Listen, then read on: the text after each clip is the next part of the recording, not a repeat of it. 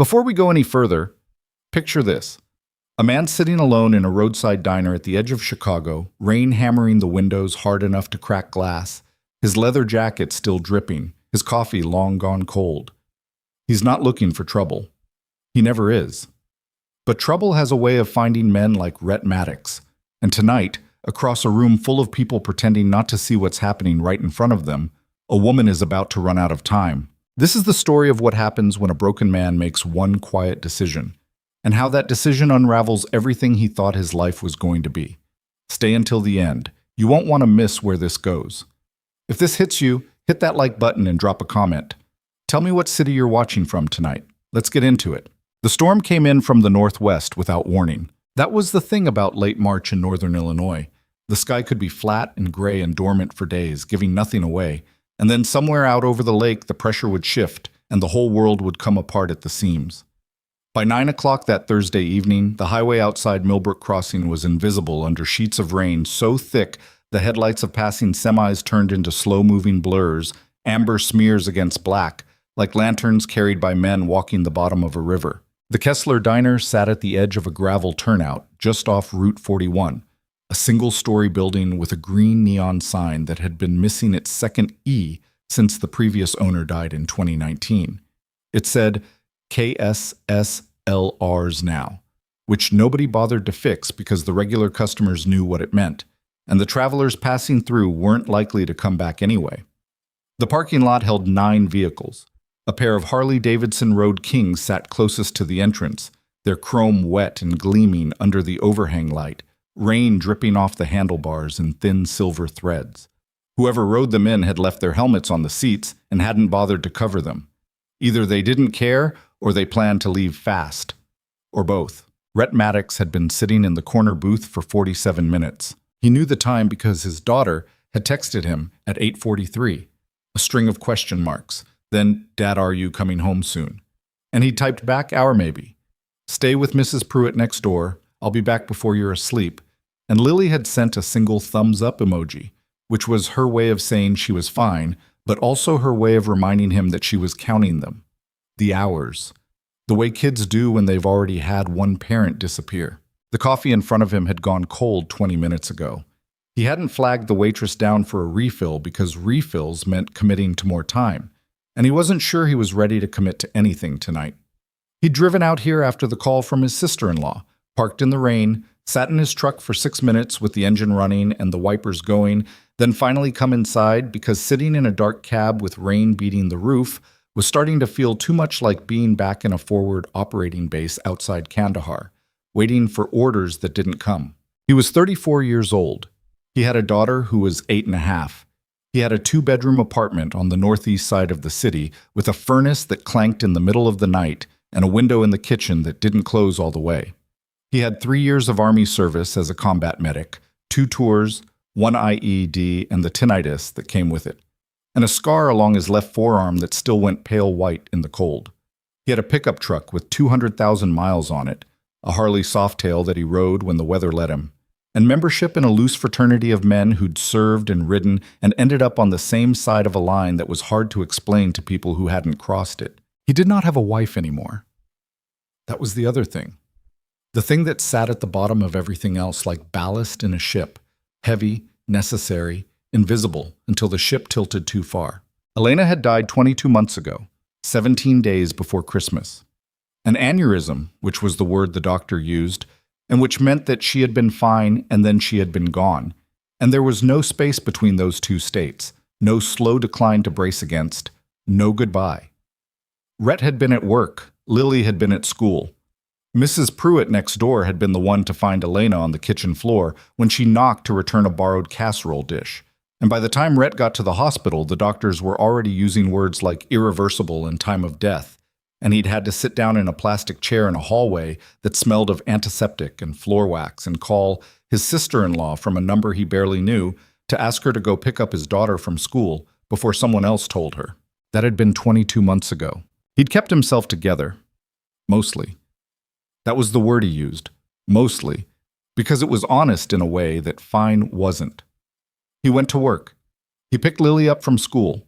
He made dinner on the nights he wasn't too wrung out to cook, And on the nights he was too wrung out, he called the Thai place on the corner and tipped 25% because the woman who answered the phone always said, "Have a good night," like she meant it. He rode on weekends when the weather was decent and Lily was with her grandmother. He stayed in the orbit of the men he'd ridden with for the past 4 years. Not a club exactly, not in the traditional sense, just a loose collection of former service members who shared a patch, a clubhouse off the industrial corridor near Bridgeport, and an unspoken agreement that if one of them was in trouble, the rest would come. He was not fine, but he was keeping it together. The reason he'd driven out to Millbrook Crossing tonight, to this particular diner in the rain, was that his sister-in-law Cora had called at 8:15 to tell him that Elena's parents were moving forward with their plan to petition for expanded custody rights over Lily. Not visitation, not additional time, actual custody. Cora had heard it from her mother, who had heard it from Elena's father directly, and she'd called Rhett because she thought he deserved to know before a lawyer called him instead. He'd listened to Cora's voice very carefully while she talked. He'd noticed the way she kept stopping and starting, the way her sentences circled back on themselves, the way people's do when they're saying something that might break someone and they're trying to find a gentler angle. He'd said thank you for telling me in a voice that was very even, hung up the phone, put on his jacket and his boots, and driven 40 minutes out of the city into the rain. He wasn't running. He didn't think of it as running.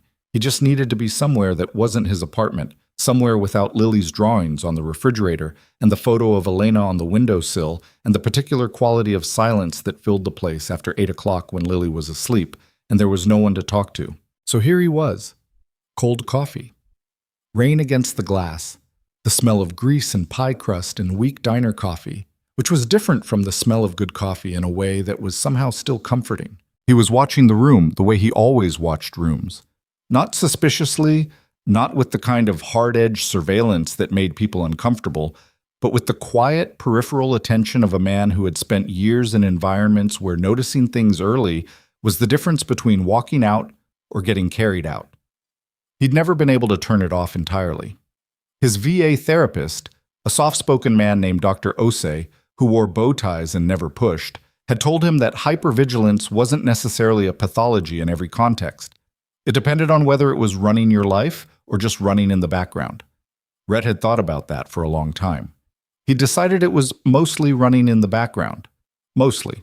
There were 14 people in the diner besides himself. The waitress, Tammy, based on her name tag, mid-50s, efficient, kind in the automatic way of someone who'd been doing this 20 years. A cook he could hear but not see through the pass-through window. A trucker at the counter working through a plate of meatloaf with the focused determination of a man on a schedule. An elderly couple in the booth by the door sharing a piece of cherry pie across a single plate with 2 forks. 3 college-age kids in a corner booth, rain jackets piled on the seat beside them, laughing at something on one of their phones. And in the center of the room, at a table for 4, 2 men and a woman. He'd noticed them before.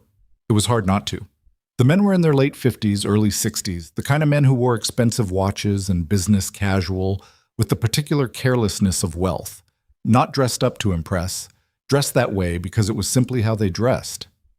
The older of the two had silver hair combed straight back and the red-faced solidity of a man who ate well and slept in good hotels and had not been told no in a very long time. His name, Rhett would later learn, was Gerald Harmon. The younger man beside him was leaner, more reserved, with the watchful quality of an attorney or a handler. The woman between them was younger than both by a significant margin. Mid-30s, dark hair pulled back from a face that was composed and professional and clearly working very hard to stay that way. She wore a blazer over a dark blouse, had a portfolio open on the table in front of her, and was smiling in the specific way that people smile when they are not comfortable but need the room to believe they are. Rhett had been watching her the way he watched rooms, in the background, peripheral, and something about that smile had snagged at him and wouldn't let go. He'd seen it before, not on this woman specifically, but on that particular facial configuration. The jaw held just slightly too tight, the laugh that arrived a beat too fast, the way her hand on the table was completely still in a way that hands only got when they were being consciously controlled. He'd seen it on medics who were holding it together for the benefit of someone worse off. He'd seen it on Cora the night she called him about Elena's parents. He'd seen it once on Lily when she came home from school and said, "I'm fine, Daddy," in that particular flat voice, and he'd sat down on the kitchen floor with her and held her until she cried. He recognized the performance of okay. The older man, Harmon, reached across the table and covered the woman's hand with his. It was a small gesture, quick, the kind of thing most people wouldn't register. But Rhett watched her shoulders go up half an inch, watched her smile stay exactly in place while something behind her eyes went very still, and he understood without needing more information that this was not the first time that hand had reached across that table, and that the woman had made a calculation, multiple times probably, about the cost of pulling away. He looked around the diner. Tammy the waitress was refilling the trucker's coffee. The elderly couple was still sharing their pie. The college kids were still laughing. Nobody was watching. Nobody was going to do anything. Rhett unfolded himself from the booth. He was 6'2" and built in the way that men who've spent years doing physical work in difficult conditions get built. Not gym-heavy, not sculpted, but dense and settled in a way that took up space without performing it. He'd been told he was intimidating without trying. He'd never found this particularly useful as a compliment, but he understood what people meant. He moved across the diner floor with the unhurried certainty of a man who had already decided what he was going to do and saw no reason to rush it. And he came to a stop beside the table where Harmon was still holding the woman's hand, and he looked at her not at the men, at her, and said, "There you are." Just that, calm as weather. The woman looked up at him. She had brown eyes, the particular warm dark brown that looks almost amber in low light, and for one full second they were completely unreadable. And then something shifted. A small, almost imperceptible relaxation, like a held breath let go. And she said, "Hey, sorry I'm late," in a voice that was steadier than he expected. She was smart, fast. She understood immediately what was being offered, and she took it without hesitation, which told him something about her. Harmon's hand withdrew from the table. The attorney type went still. Harmon looked at Rhett with the expression of a man reassessing a situation he'd assumed was under his control, and Rhett met the look without returning it. Not aggressive, not apologetic, just present, the way a wall is present. And after a moment, Harmon made a sound that was almost a laugh and sat back in his chair. "We were just finishing," he said. "Good," Rhett said. He pulled out the chair across from the woman and sat down. He didn't look at Harmon again. He just looked at the woman. "There you are. Where have you been?" And she looked back at him with those amber dark eyes and said absolutely nothing, which was exactly right. The two men exchanged a look. The handler said something low and brief to Harmon. They gathered their things, folders, phones, the specific bureaucratic detritus of men who were always conducting transactions, and Harmon stood, buttoned his jacket, and looked at the woman. "We'll talk Monday," he said. The edge in his voice was subtle, the kind of edge you'd have to know to listen for. "Yes," she said, still smiling. Monday. They left. The bell above the diner door rang once as it swung shut behind them. For a moment, neither Rhett nor the woman said anything. Outside, the rain intensified, a surge of it against the glass, and then settled back. The elderly couple laughed at something. Tammy called an order through the pass-through. The woman let out a breath that had clearly been waiting some time to leave. She pressed her palm flat against the portfolio, looked at the table, and then looked at Rhett. "Thank you," she said. "You looked like you needed somewhere to be," he said. "I did." She paused. "That was—" She stopped, tried again. "That could have been complicated." "Sure." She studied him with the directness that he found he didn't mind. Most people, when they looked at him, were performing a quick read. Friend, threat, useful, not useful, and then moving on. This woman was actually looking the way people look when they're trying to understand something rather than just categorize it. "You're not going to ask who that was?" she said. "Not my business. Or who I am. Also not my business." A small pause. "That's unusual. I just didn't like the way his hand was sitting on yours," Rhett said. "That's all." She looked at him for another beat, and then she nodded once, slowly, like she was filing something away. "Vivian," she said. She didn't offer her last name, and he didn't ask. "Rhett." "Are you waiting for someone, Rhett?" "No." "Can I buy you a cup of coffee?" A warm one this time. Her eyes moved briefly to his original booth where his cold cup still sat. She'd been aware of him too then, Noted. You don't have to do that. I know I don't have to. The faintest suggestion of something. Not quite a smile, but adjacent to one. I'm doing it anyway. He thought about Lily, asleep by now at Mrs. Pruitt's, or close enough. He thought about Cora's voice on the phone. He thought about driving back through 40 minutes of rain to his apartment with its clanking furnace and its quiet. Sure, he said. Tammy brought 2 fresh cups without being asked, topped them off, and set a small pitcher of cream on the table with the efficiency of a woman who understood that some conversations were best conducted with coffee in hand and no interruptions. Rhett wrapped both hands around the cup. The warmth reached him slowly, from the outside in. How long was that going on? He said. Vivian's fingers stilled on the handle of her cup. Tonight, 2 hours. Before tonight? A longer pause. 6 months. He didn't say anything to that. Some things didn't require a response. He's an investor, she said after a moment. Her voice had an economy to it. She was choosing words the way someone chose tools, for precision, not effect. Significant investor. The kind you can't simply decline a dinner with. The kind who has enough capital tied up in your company that his mood affects your board and his phone calls affect your funding. She turned the cup in her hands. I've been very careful, very professional. I've redirected, deferred, reframed. 6 months of that. Does anyone at your company know? The look she gave him was brief and flat, and told him everything about how that question had played out before. I had one conversation with our general counsel. It was pointed out to me that Gerald Harmon controls 17% of our Series B, and that my concerns in the counsel's phrasing could be considered premature. Premature, Rhett repeated. Nothing actionable had happened, by anyone's legal definition. He looked at the door where Harmon had gone. The rain was still heavy outside, the kind that sounded like static when it hit the glass. Tonight felt close to actionable, he said.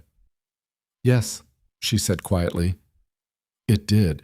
The word tonight hung between them for a moment, and then Vivian set her cup down and straightened her shoulders in a way that he recognized. The conscious recollection of herself, the retrieval of posture and composure after a moment of letting it go. She glanced down at the portfolio on the table. I should let you get home, she said. I'm not in a hurry. She looked at him. That same direct, unperforming look. And he got the impression she didn't quite know what to do with him, which was interesting because she had the bearing of a woman who generally knew what to do with everything. Where do you live? She asked. If you don't mind. Northeast side, off Sheridan. Long drive in this weather. I've driven worse and worse. Iraq? Afghanistan? He glanced at her. She nodded at his left forearm, where the cuff of his jacket had ridden up enough to show the edge of the scar. Sorry, that was presumptuous. Afghanistan, he said. 2 tours. Combat medic. How long ago? Got out 6 years back. She absorbed this. And now? And now I'm sitting in a diner in Millbrook Crossing, drinking coffee at 9:30 on a Thursday. He picked up the cup. Life takes its time. Something shifted in her expression. Not quite a smile, but the thing behind a smile. The foundation of it. It does, she said. He drove home through the rain with the heat on and the radio turned low, and he didn't think about Vivian specifically.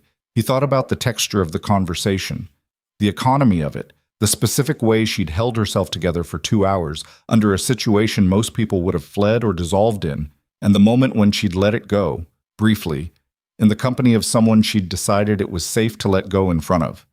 He'd been in enough situations to recognize the calculus of that. The deciding. He got home at 11's. Mrs. Pruitt had left a note on the kitchen table in her precise, looping handwriting. Lily was wonderful. She ate all her dinner and showed me her science project. Good kid, that one. D. And Rhett stood in the kitchen for a moment reading it twice, then folded it and put it in the drawer where he kept the other notes, because they accumulated. He checked on Lily. She was asleep on her side, one arm hanging off the mattress, her hair fanned out across the pillow in an approximation of Elena's hair that still sometimes stopped him cold in the chest.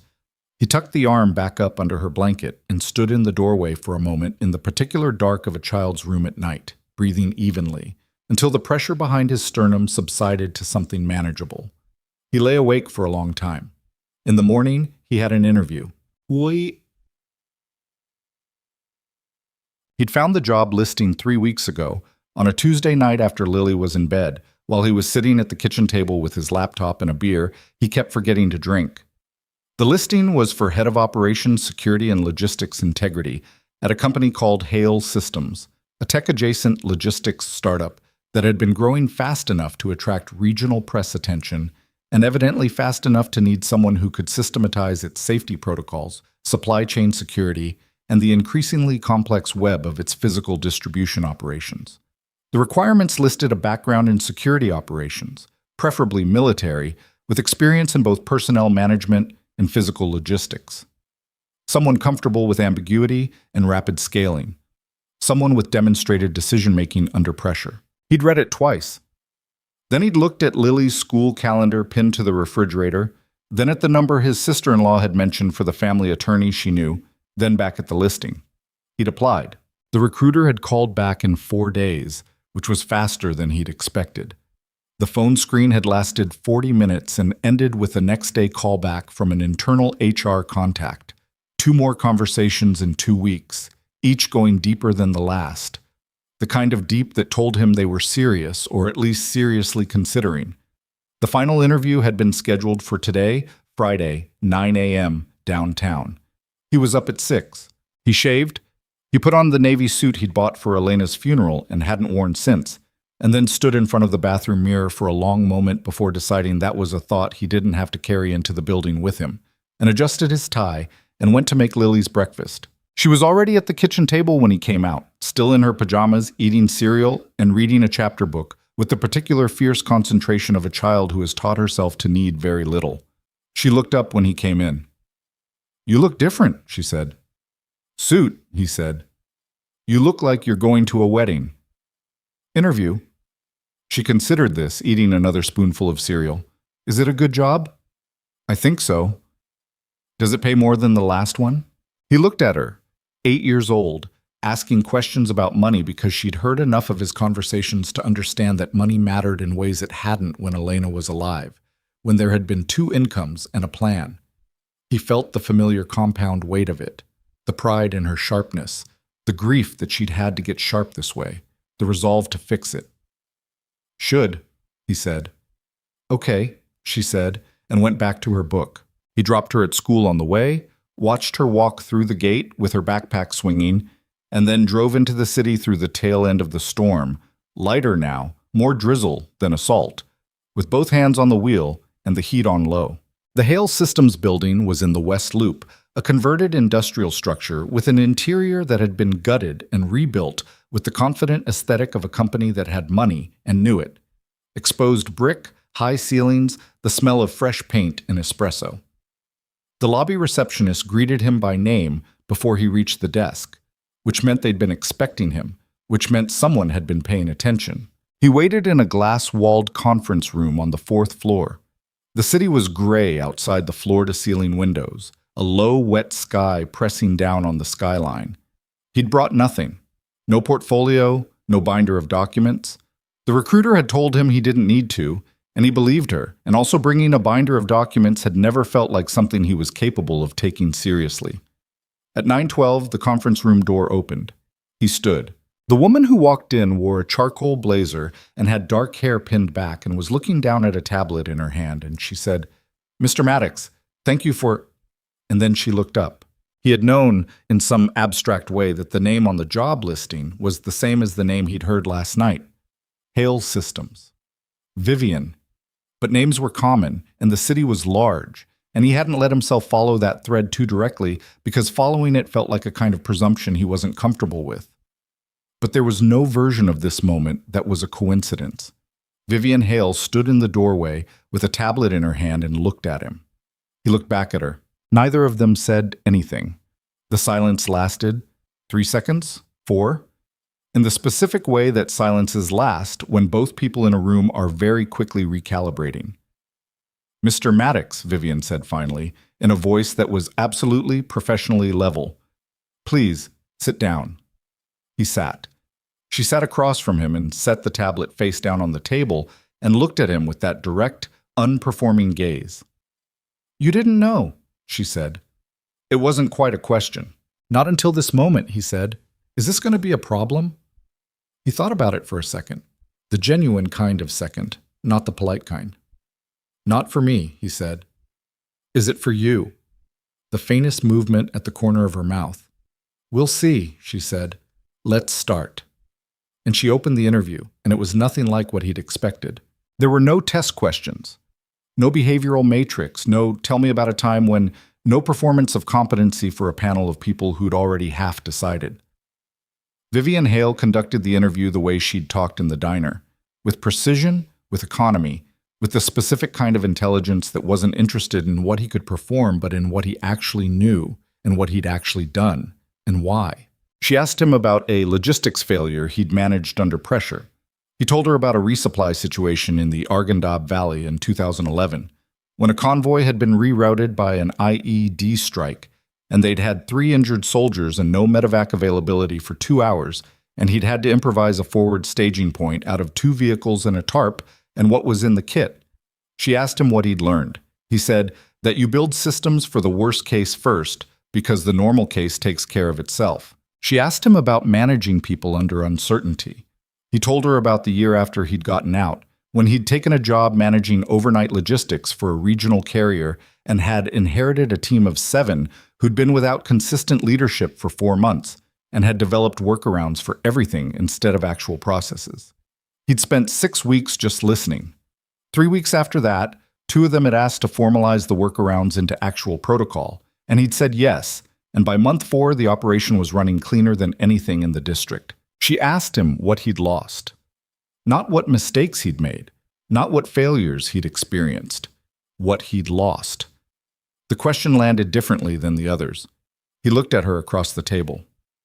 My wife, he said, 2 years ago. She didn't flinch, didn't soften her face into the specific expression of condolence that people performed when you said it.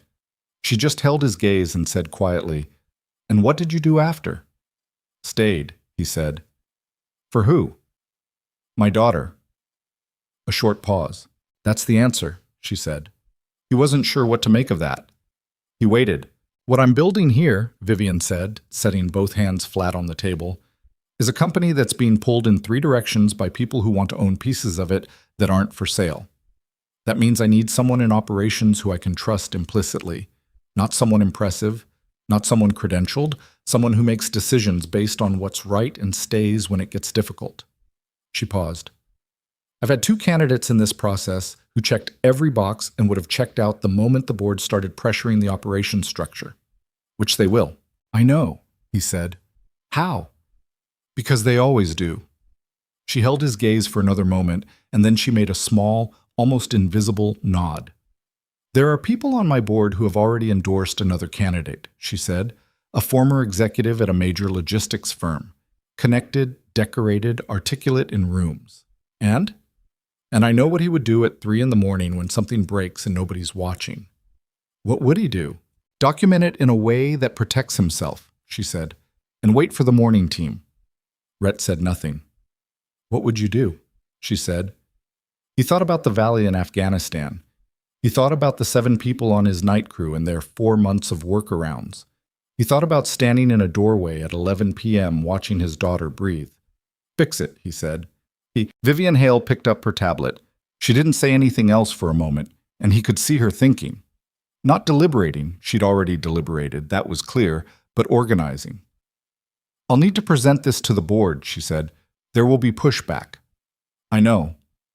You should also know that Gerald Harmon has voting influence on operational hires above a certain salary band.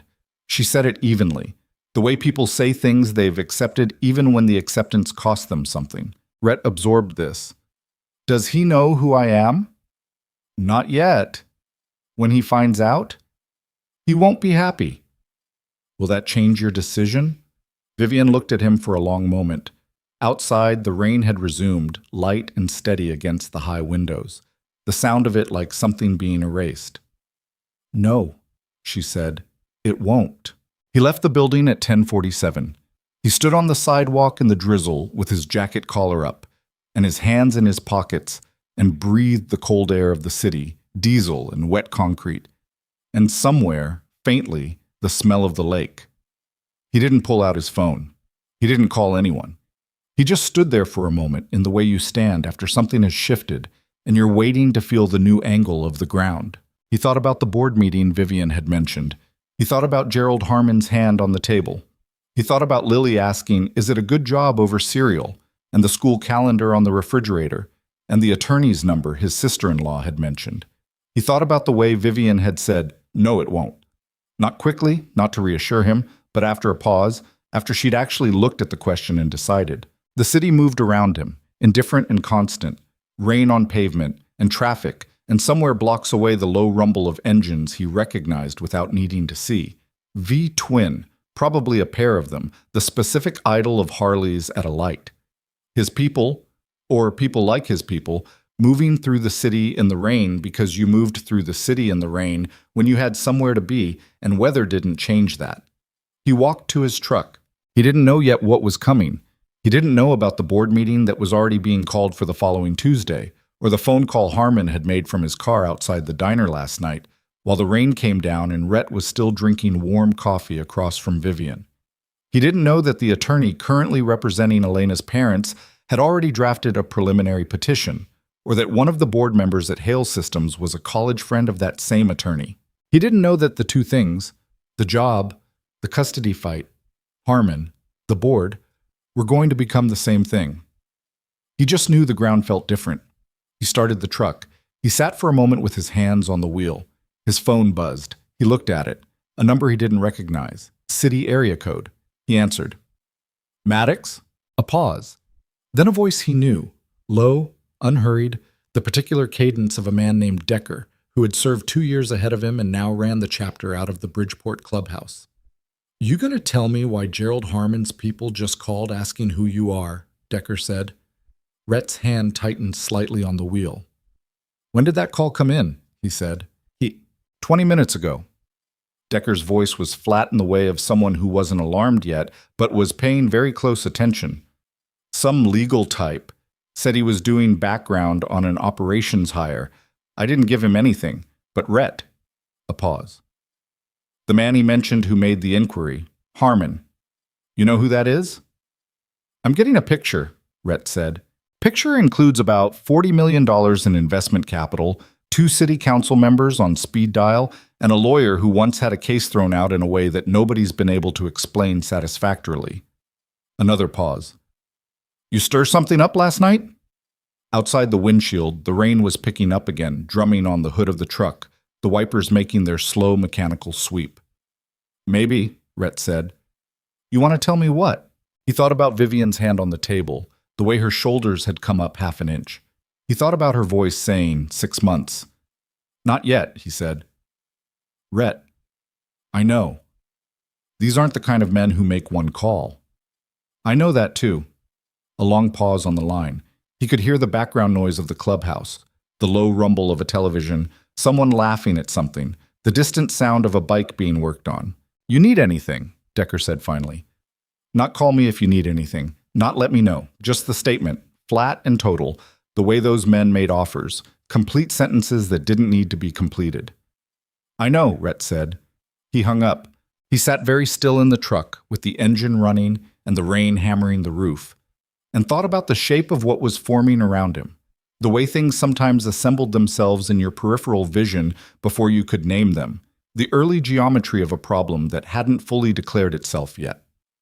Gerald Harmon had made a call, not after the board meeting, not after a formal offer was extended, before any of that, before Rhett had even walked out of the building, which meant Harmon had known who he was already, or known enough, which meant last night hadn't been as clean as it had felt. The wipers swept, the rain came down. Somewhere behind him, still faint, the Harleys moved through the intersection and their sound faded into the white noise of the city. He put the truck in drive. He had to pick up Lily at 3. Between now and then, he had some calls to make. What he didn't know yet, what none of them knew yet, was that Harmon's attorney had already pulled a very particular public record, a family court filing, 22 months old, an initial petition never pursued by Elena's parents from the weeks immediately following her death, when they'd believed in their grief and their fury that Rhett Maddox was not a fit parent, that a man who rode motorcycles and kept company with men who rode motorcycles was not suitable to raise their granddaughter. The petition had been withdrawn. The lawyer they'd hired had advised them it wouldn't succeed. They'd accepted that then. But the filing was public record, and Harmon's people had just found it. And by the time Rhett reached the highway, the document was already in an email on its way to a board member who owed Gerald Harmon a favor. The storm wasn't over. It was just changing shape. The call from Decker stayed with him longer than it should have. Rhett drove back into the city through thinning rain, the truck holding the highway in that dull automatic way of machines doing exactly what they were built for, and he kept one hand on the wheel and let the other rest on the door panel and watched the lanes ahead of him without really seeing them. The skyline appeared slowly through the drizzle. First the outer towers, gray on gray, then the denser cluster of the loop rising up through the low clouds like something permanent insisting on itself. He ran the call back in his mind the way he ran everything.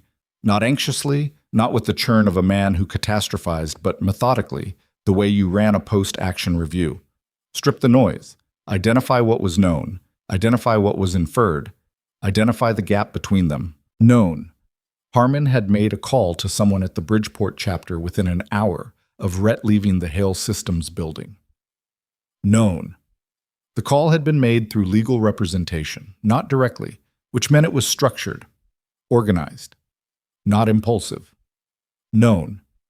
Decker had received the call, which meant whoever Harmon's attorney had contacted either knew the chapter or had done enough homework to connect Rhett to it. Inferred, Harmon already knew who he was before the call, which meant last night in the diner had not been a chance encounter that Harmon had simply filed away.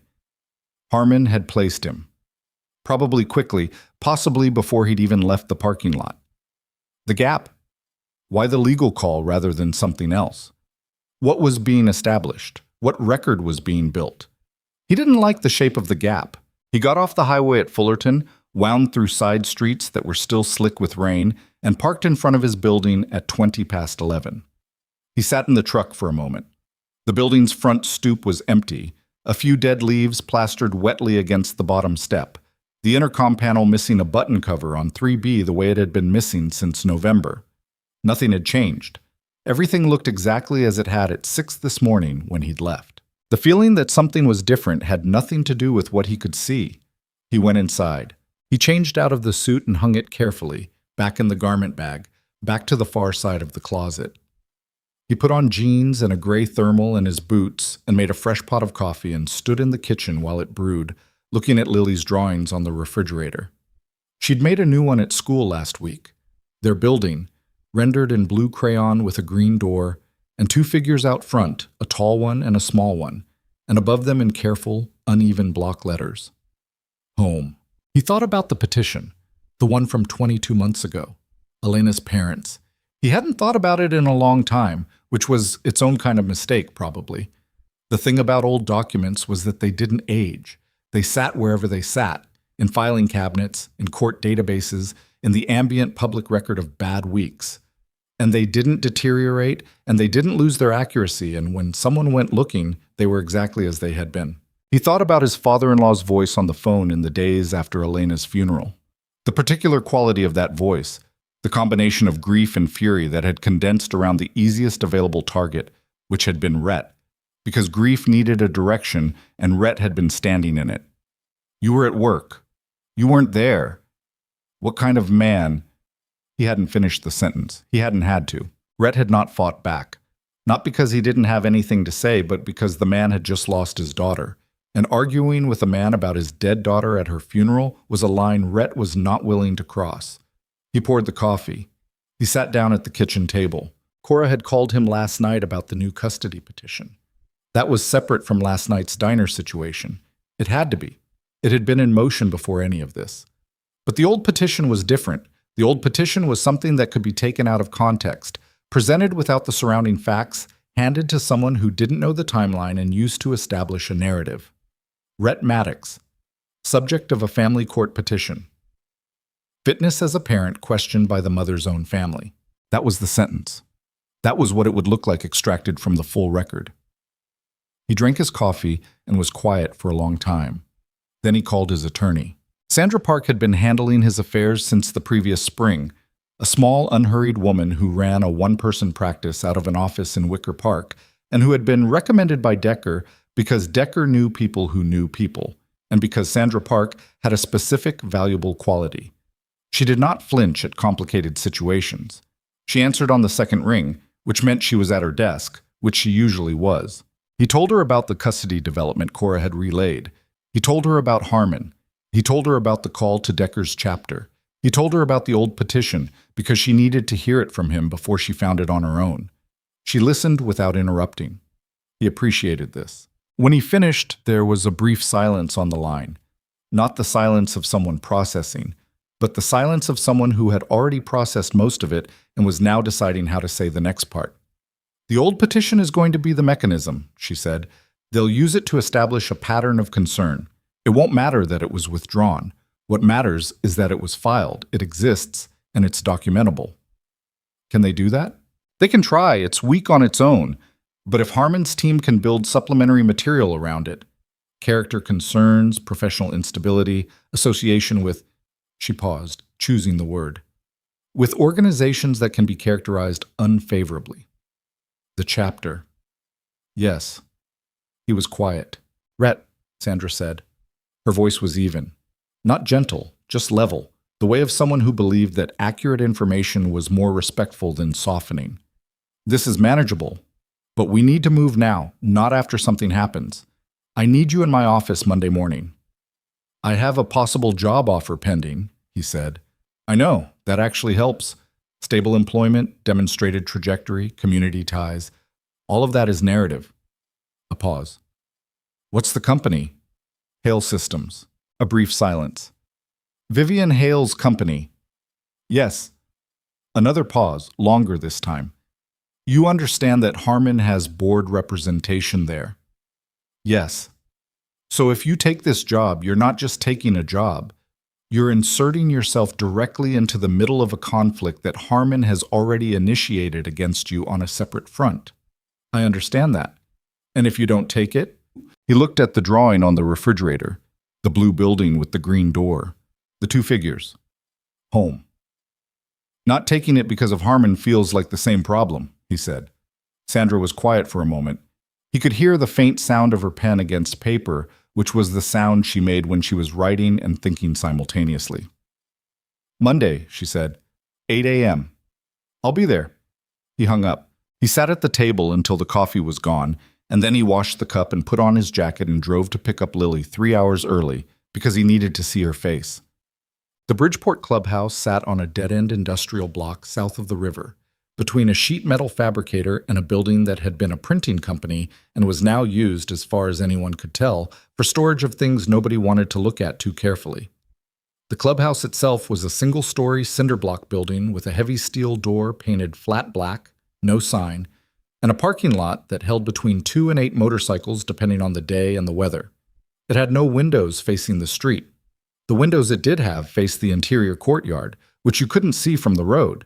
It looked, from the outside, like nothing in particular, which was the point. Rhett left Lily with Mrs. Pruitt on Friday evening with a dinner he'd cooked himself, chicken, rice, the green beans Lily would eat only with butter, and drove down to Bridgeport in the early dark. He'd been coming here for 4 years, long enough to know the rhythms of the place, who was in on Fridays, what the temperature of a room was before he entered it, which silences were comfortable and which weren't. Tonight the lot had 5 bikes, which meant a partial gathering, which meant Decker had probably made some calls of his own. He pushed through the black door. The main room was wide and low-ceilinged, lit by a combination of bare overhead bulbs and the neon of 2 beer signs that had been on the walls since before Rhett joined. The floors were sealed concrete. The furniture was a mix of things that had been there forever and things that people had brought in and left. A pool table occupied the center. A bar ran along the back wall, unstaffed on nights like this, with a row of stools and a shelf of bottles that members helped themselves to on the honor system. Decker was at the table nearest the back, a coffee mug in front of him, talking in a low voice with 2 other men. He looked up when Rhett came in. Marcus Webb was to Decker's left. Webb was 41, black, broad-shouldered in the way of a man who had once been an offensive lineman and had transitioned that mass into something quieter over the years.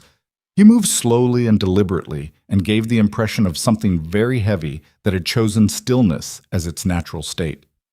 He'd served 8 years as an Army Ranger, left with a knee that would never fully work again, and a kind of watchful patience that had no name but that Rhett had learned to read as one of the more reliable forms of loyalty he'd ever encountered. To Decker's right was Calhoun. Calhoun's first name was Aaron, but nobody used it. He was 56, gray-bearded, former Navy, had ridden since he was 19 years old, and had the permanent squint of a man who'd spent a lot of years looking at distances.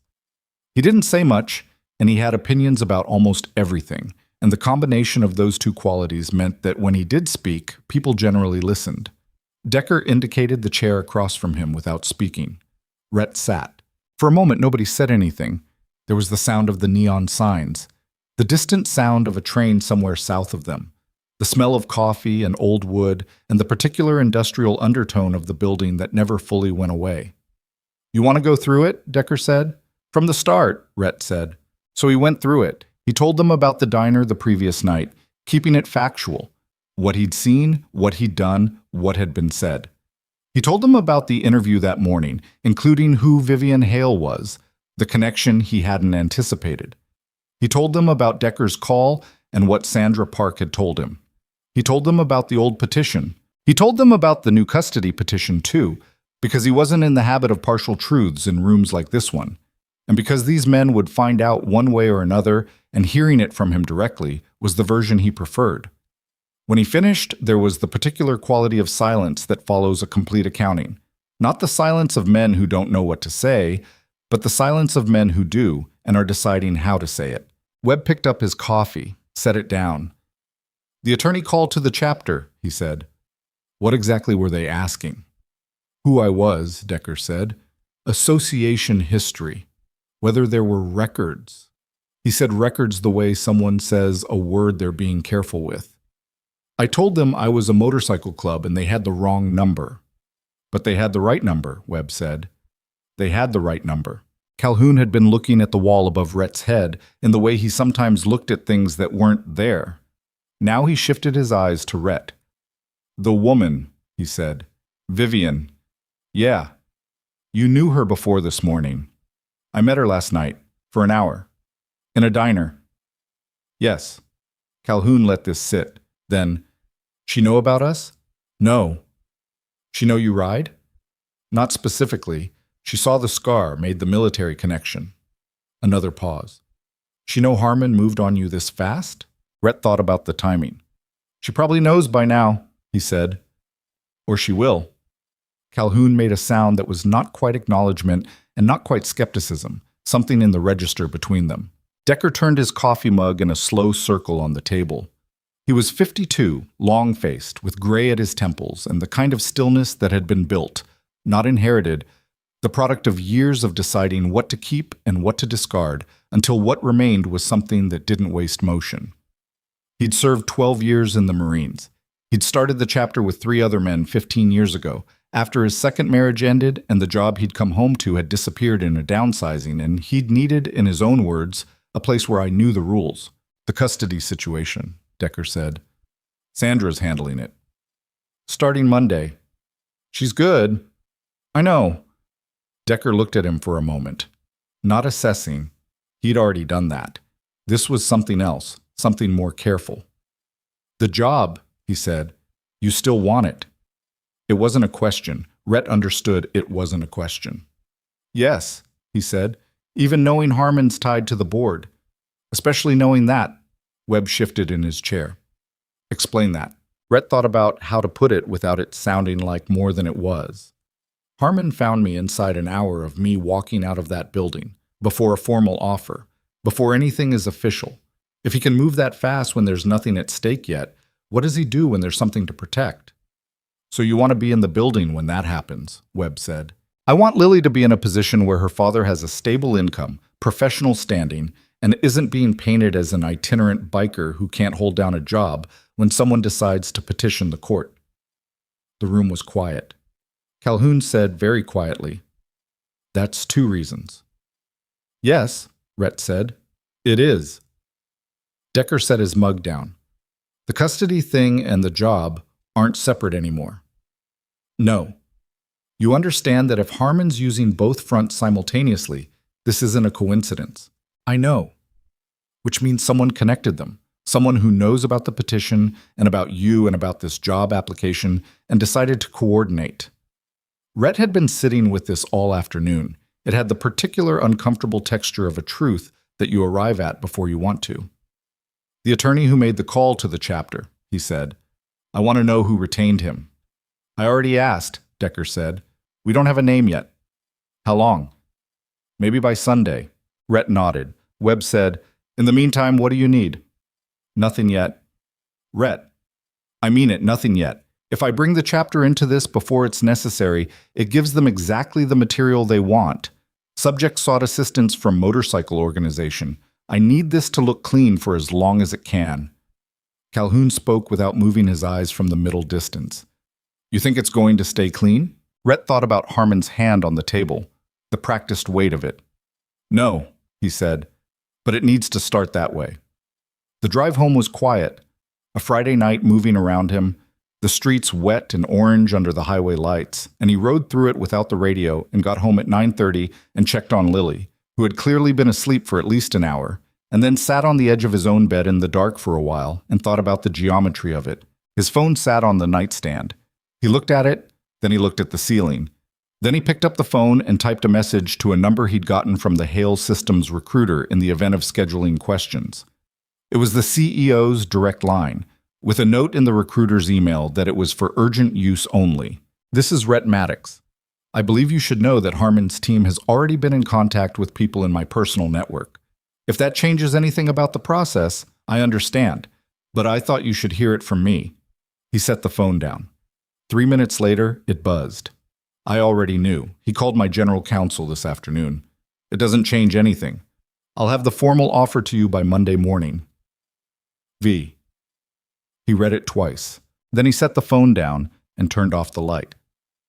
The weekend moved slowly, the way weekends did when something large was building outside the frame of ordinary time.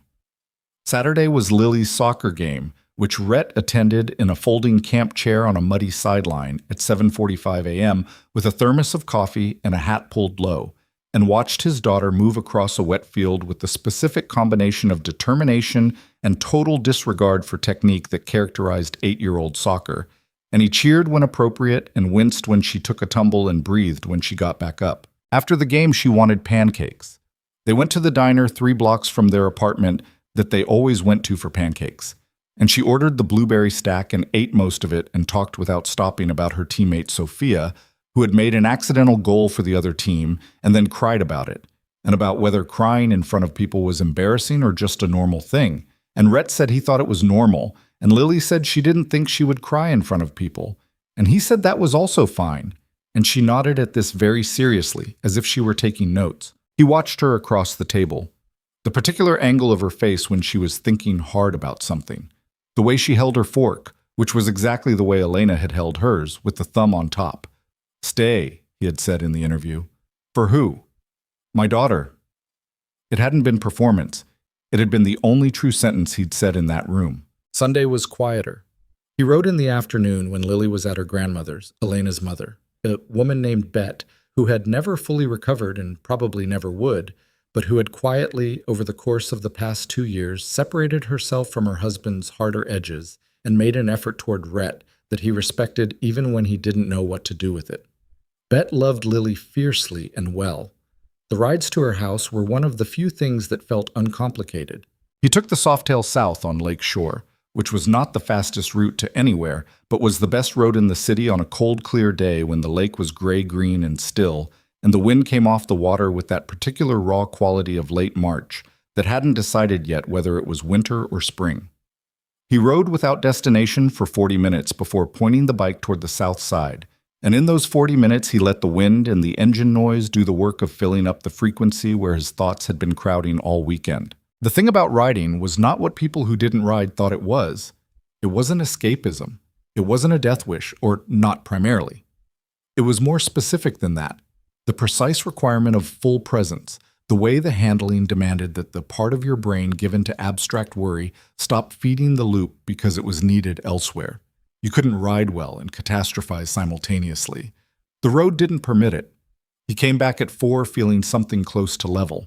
By Monday morning, that feeling was gone. Sandra Park's office was on the second floor of a building that also housed a tax preparation service and a dentist, and it had the particular order of a small practice run by someone who trusted systems over size. Everything in place, nothing superfluous, a single window overlooking the street, and a low bookshelf behind her desk that held case law volumes arranged by spine color into an unintentional gradient from beige to dark green.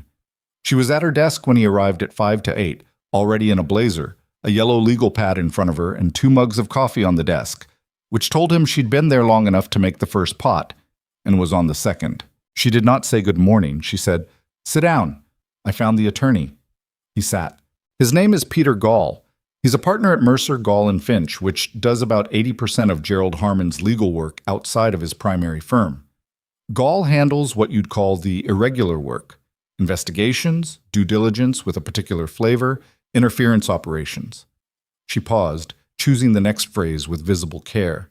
He's the call you make when you want to know if something can be made to go away before it arrives. And Elena's parents retained him how? They didn't. She met his eyes. Gall called them. Rhett was very still. Gall reached out to Elena's family 3 weeks ago, Sandra said. I'm still confirming the exact mechanism, but what I believe happened is this. Harmon's operation ran a background pass on Vivian's candidate pool. She mentioned you to someone on her team earlier than she should have, probably to a board liaison. And Gall found the old petition and cold called the family. He's offering to finance and manage their petition in exchange for... She stopped. For what? Rhett said. I don't know yet. That's the part I'm still getting. The window behind her showed the street. A woman walked past with a stroller. A delivery truck idled at the corner. Ordinary Monday morning, everything moving in its ordinary track. He called Elena's parents, Rhett said. Yes. They took the call. They took the meeting. Sandra picked up her pen. They're grieving people who have been convinced by a professional operator that there is something to be concerned about regarding your fitness as a father, and that he can help them address it at no cost to them. The specific nausea of it was not anger exactly. It was more like the body's response to a smell that signaled something wrong. Immediate, animal, below the level of thought. They don't know it's connected to Harmon, he said. I don't believe so. To them, it's an attorney who contacted them out of genuine concern. Very sincere. Very compassionate. Rhett looked at the legal pad in front of Sandra, which was covered in her precise, small handwriting. He looked at his own hands on the arms of the chair. What's our position? He said. Strong, if we move correctly. The original petition was withdrawn. You have documented stable employment, documented school involvement, documented community ties. Your association with the chapter is the most manageable element. It's not illegal, there's no record of organizational misconduct that I've found. And the military service of the membership actually functions in your favor in a custody context if we frame it correctly. She leaned forward slightly. What I need from you is that you don't do anything that gives them material. Nothing that can be characterized as aggressive, retaliatory, or unstable. Meaning don't go near Harmon. Don't go near Harmon, don't have the chapter go near Harmon, don't make any statements. She paused. Accept the job offer. I was going to. Accept it publicly, through proper channels. On paper, in email, on record. Your employer is a credentialed tech CEO with a growing company. That's exactly the association you need in a custody narrative right now. He nodded. And stay clean, she said. I mean that broadly. I know what it means. She looked at him for a moment with the level, careful regard of someone who believed him, but was saying it anyway, because the stakes required the extra pass. I know you do, she said. The formal offer from Hale Systems arrived at 8:47 a.m., while he was still sitting in Sandra's office. He saw the email come through on his phone. The subject line, the sender address, the first few words visible in the preview. He showed it to Sandra without comment. She read the preview, nodded once. Accept it today, she said. Not this afternoon. Today. He accepted it from the sidewalk outside her building, typing the reply on his phone in the cold morning air. And then he stood for a moment on the sidewalk with the phone in his hand and the sky still low and white overhead, and felt the thing that was not quite relief and not quite dread, but was some compound of both. The specific emotional weight of a door that has opened and locked behind you at the same time. He was going to start Wednesday. Building access, a laptop, an orientation with the COO who managed physical operations. His office would be on the third floor. He would be in the building. He would be in the same building as a board that included Gerald Harmon's proxy. He put the phone in his pocket and started walking toward his truck. He was halfway down the block when his phone rang. Not Sandra, not the recruiter. A number he didn't know, with a Chicago area code different from Harmon's attorney's. He answered. "Mr. Maddox?" The voice was male, measured, the specific smoothness of someone who was paid to sound unthreatening. "My name is Daniel Fitch. I'm a communications associate with the Harmon Capital Group. I was hoping to arrange a brief conversation, informal, off the record, at your convenience." Rhett stopped walking. He looked at the sidewalk in front of him. A crack in the concrete had let a thin strand of grass through, winter pale, just barely alive. "How did you get this number?" he said. A brief pause. "Gerald Harmon is a significant supporter of several community organizations and institutions in the city," Fitch said, not answering the question. "He believes in maintaining constructive relationships with individuals in his professional orbit. He wanted to express, through me, that another slight pause, the word being chosen, any concerns about recent overlaps of interest could be resolved simply and quietly." "What does that mean?" "It means that Mr. Harmon is aware of certain pending legal matters involving yourself and that he would not want to see those matters become unnecessarily complicated. He's hoping that you might consider—" "Stop," Rhett said. The voice stopped. "Tell Harmon," Rhett said very evenly, "that I don't receive calls like this. And if he sends another one, I'll be forwarding it to my attorney, who will determine its relevance to the pattern of conduct she's already documenting." A pause. "Mr. Maddox, I don't think—" "I'm done," Rhett said. He hung up. He stood on the sidewalk in the cold morning and breathed. The grass in the crack of the concrete was still there. He looked at it for a long moment. Then he called Decker. "They just made direct contact," he said when Decker picked up.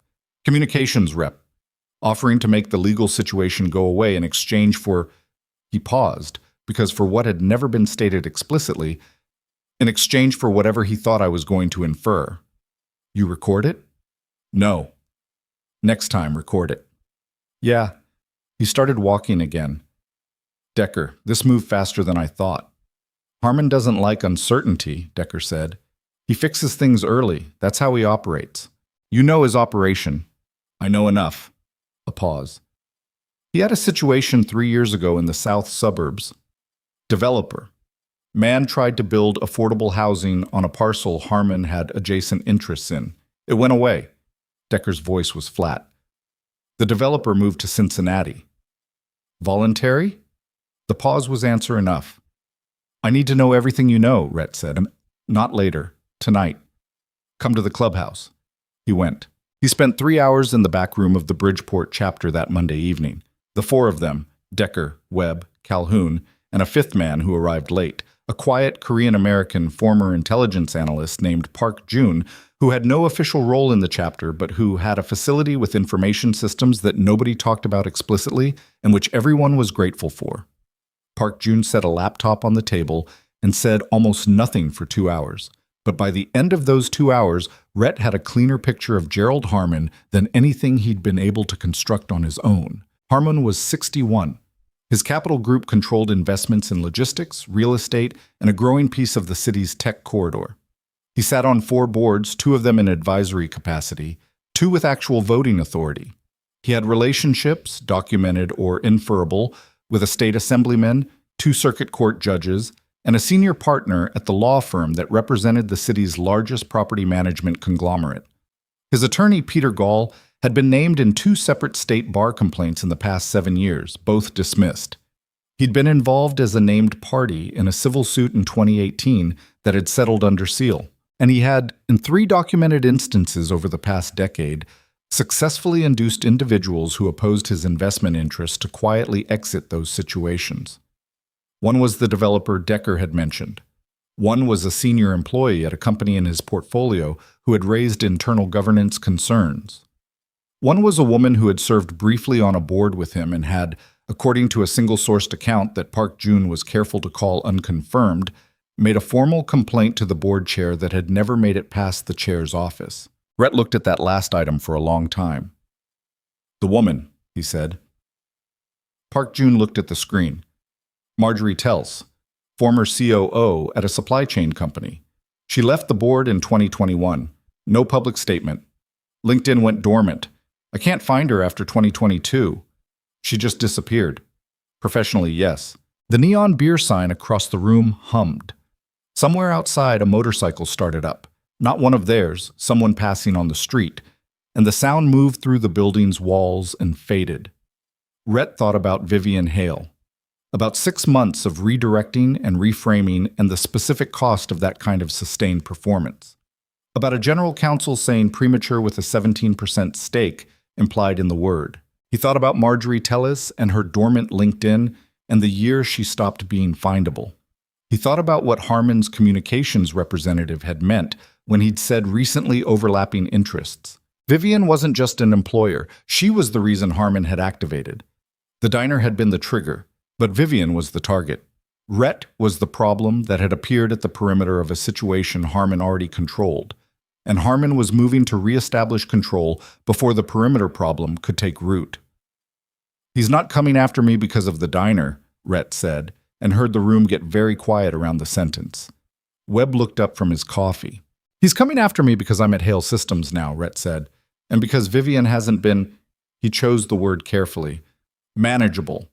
And now there's someone in her building who isn't his. And who knows what he is, Calhoun said. Yes. So this isn't actually about the custody petition, Decker said. The custody petition is the leverage. It's the thing designed to keep me distracted, keep me defensive, keep me looking at the family court rather than at whatever he's doing in the boardroom. Rhett looked at the laptop screen. At the photograph of Harmon that Park Jun had pulled. Silver-haired, composed, a man photographed at a charity gala with the easy posture of someone who had never once not been in the room that counted. He files enough pressure on me personally that I either leave the job voluntarily or become so compromised in the custody fight that I can't focus on anything else. 2-front operation, Webb said quietly. 3 fronts, Rhett said. The custody, the job, and Vivian. The room held that for a moment. Does she know? Decker asked. That he's moving on her? She knows what he is. Whether she knows how far along this already is. He stopped. Thought about the email she'd sent Sunday night. It doesn't change anything. I don't know how much she knows. You need to tell her, Calhoun said. It was not a suggestion. Calhoun did not make suggestions in the way other men did, as options offered for consideration.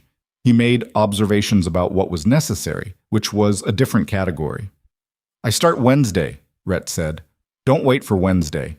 He looked at Calhoun. Tuesday, Calhoun said. Before the board meeting. What board meeting? Calhoun looked at Park Jun. Park Jun typed something, scrolled, turned the laptop so Rhett could see the screen. It was a calendar entry. A Hale Systems board meeting, flagged in a shared corporate calendar that was apparently accessible through a subsidiary governance portal that Park Jun had found with no expression of how. Tuesday, 11 a.m. Agenda items listed as operational structure review and leadership alignment. Rhett read it twice. When was this called? He said. Friday afternoon, Park Jun said. Friday afternoon. After Rhett's interview. After Harmon's call to the chapter. After the communications rep had presumably been dispatched. The board meeting had been called before Rhett had accepted the offer. Before the offer had even been sent. He's going to try to block the hire at the board level, Rhett said. Nobody contradicted him. And if he can't block it, he's going to make the case for removing operational authority from Vivian's purview. Restructure it so the hire is under the board rather than under the CEO. Which means under him, Webb said. Yes. The room was very still. Decker's coffee mug sat untouched and gone cold in front of him. The neon sign hummed. Outside, the wind moved against the building with the low groan of March not finished yet, the winter that wouldn't lie down. Rhett sat with it for a moment. The full shape of it, finally clear. Not one problem with tributaries. One problem with the center, and everything else radiating from that center, and the center was a man who controlled rooms by controlling what people were afraid of. He'd met men like that before. Not often, but enough. I need to talk to her tonight, he said. That's what I said, Calhoun said. He texted Vivian from the parking lot of the clubhouse, standing beside his bike in the cold with the sky dark and the industrial smell of the block in the back of his throat. "Something you need to know before tomorrow. I know it's late. Can you talk?" She replied in 4 minutes. "Call me." He called. She answered on the first ring, which meant she'd been holding the phone. "Tell me," she said. He told her. Not everything. Not Harmon's full dossier, not Park Jun's methods, none of what couldn't be said on a phone call. But the board meeting, the timing, the structure of what he believed Harmon was attempting. He kept his voice level and factual, the way he'd learned to deliver information in situations where the information itself was already doing damage without needing the delivery to add to it. When he finished, there was silence on her end. Not the silence of someone processing, the silence of someone who had just had a thing confirmed that they'd already suspected and had hoped they were wrong about. "He called the meeting on Friday," she said. "Yes." "Before I sent you the offer." "Yes." Another pause. "He knew I was going to offer it to you." "Someone told him. Someone on your team or close to it." He heard her breathing change, a small shift, almost imperceptible, the respiratory signature of contained anger. He recognized it because it was the same shift he'd felt sitting at Sandra Park's desk that morning when he'd heard about Gall cold calling Elena's family. "The board meeting is at 11, she said. "I know. They're going to try to restructure operational authority." "Yes." "If they succeed, your position reports to the board rather than to me, which means Harmon controls it," Rhett said, "or controls enough of it to make the position untenable." A long pause. "I'll be in that room at 11, Vivian said. Her voice was very even, the jaw-held tight voice, except this time it wasn't covering fear. It was covering something else, something that had made a decision. "You need evidence," Rhett said. "Not just argument. Harmon will have documentation prepared. You need documentation that addresses his.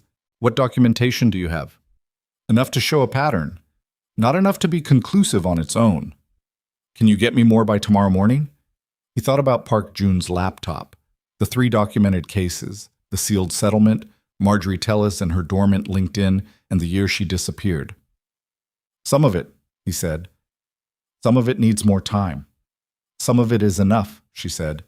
"Send what you can tonight." "Vivian," he paused. "This isn't just the board meeting. You understand that." "I know.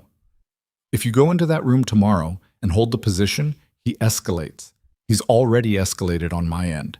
What he'll do next?" "I know," she said again. Not cutting him off, not diminishing it. "I know the way someone says it who has thought about the downstream cost of the decision they're making and has decided to make it anyway." He stood in the parking lot. The wind moved. Somewhere inside the clubhouse he could hear the low rumble of conversation, the men who'd spent the last 3 hours building him a map of what he was walking into. "There are people," he said carefully, "who will have your back in this. Not visibly, but they'll be there." She was quiet for a moment. "Who are they?" "People I trust." Another pause. "The same kind of people who ride Harleys in the rain and tell women they look like they need somewhere to be?" He almost said something. He stopped himself. "Something like that," he said. The silence that followed was different from the others, less weighted. Just 2 people on opposite ends of a phone call on a cold Monday night in March, with a city between them and a board meeting in 11 hours, and a man with $40 million and 4 decades of practice at making problems go away standing at the intersection of both their lives. "Get some sleep," Vivian said. "You too." He stayed on the line for a moment after she'd hung up. He couldn't have said why. The call was over. The parking lot was still. He should have gone back inside, thanked Park Jun, ridden home. He stood with the phone in his hand and looked at the dark sky above the industrial block and felt the full weight of the thing that was assembling itself around him. The custody, the job, the board meeting, Harmon's patient machinery, Vivian's steady refusal to bend, his daughter asleep in her bed with the blue crayon building on the refrigerator, the chapter behind him in a low-lit room with cold coffee and the careful patience of men who'd been here before. He put the phone away. He went back inside, and he didn't know yet, couldn't have known, what was already waiting in Peter Gall's office 2 miles north of where he stood. A manila envelope, unsealed. Contents: The old family court petition, the chapter's publicly searchable organizational records, a surveillance photograph taken in the Hale Systems parking garage on Friday morning, and a letter addressed to 3 board members with a subject line that read, "Concerns regarding leadership judgment and organizational risk. Confidential." The letter was dated Monday. It had been prepared last Wednesday, before the interview, before the storm, before any of it. Harmon had not reacted to Rhett Maddox. He had been waiting for him. The envelope arrived at 3 board members' personal email addresses at 6:47 Tuesday morning. Rhett didn't know this yet. He was in his kitchen at 6:47, standing at the counter in a gray thermal and jeans, watching the coffee brew with the particular hollow attention of a man who'd slept 3 hours and wasn't pretending otherwise. Lily was still asleep.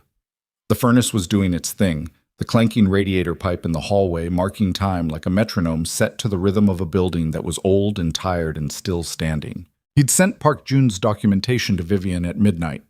3 files. The 2018 civil settlement reference, the pattern summary on the 3 prior interference operations, the name Marjorie Tellez with what they had on her disappearance from professional life. Not enough to be conclusive. Enough to be the start of a counter-narrative that Vivian could build from in the room. She'd acknowledged receipt with 2 words, "Thank you." He poured the coffee. He drank it standing up. His phone buzzed at 6:52. Not Vivian, not Sandra. Decker. "Call me now." He called. Decker answered before the first ring finished, which meant he'd been holding the phone. "Park Jun found something," Decker said. His voice had a quality Rhett hadn't heard in it before. Not panic, Decker didn't panic, but something adjacent to it. The controlled register of a man who has located the specific ceiling of his own composure and is standing directly under it. "You need to come in." "What is it?" "Not on the phone."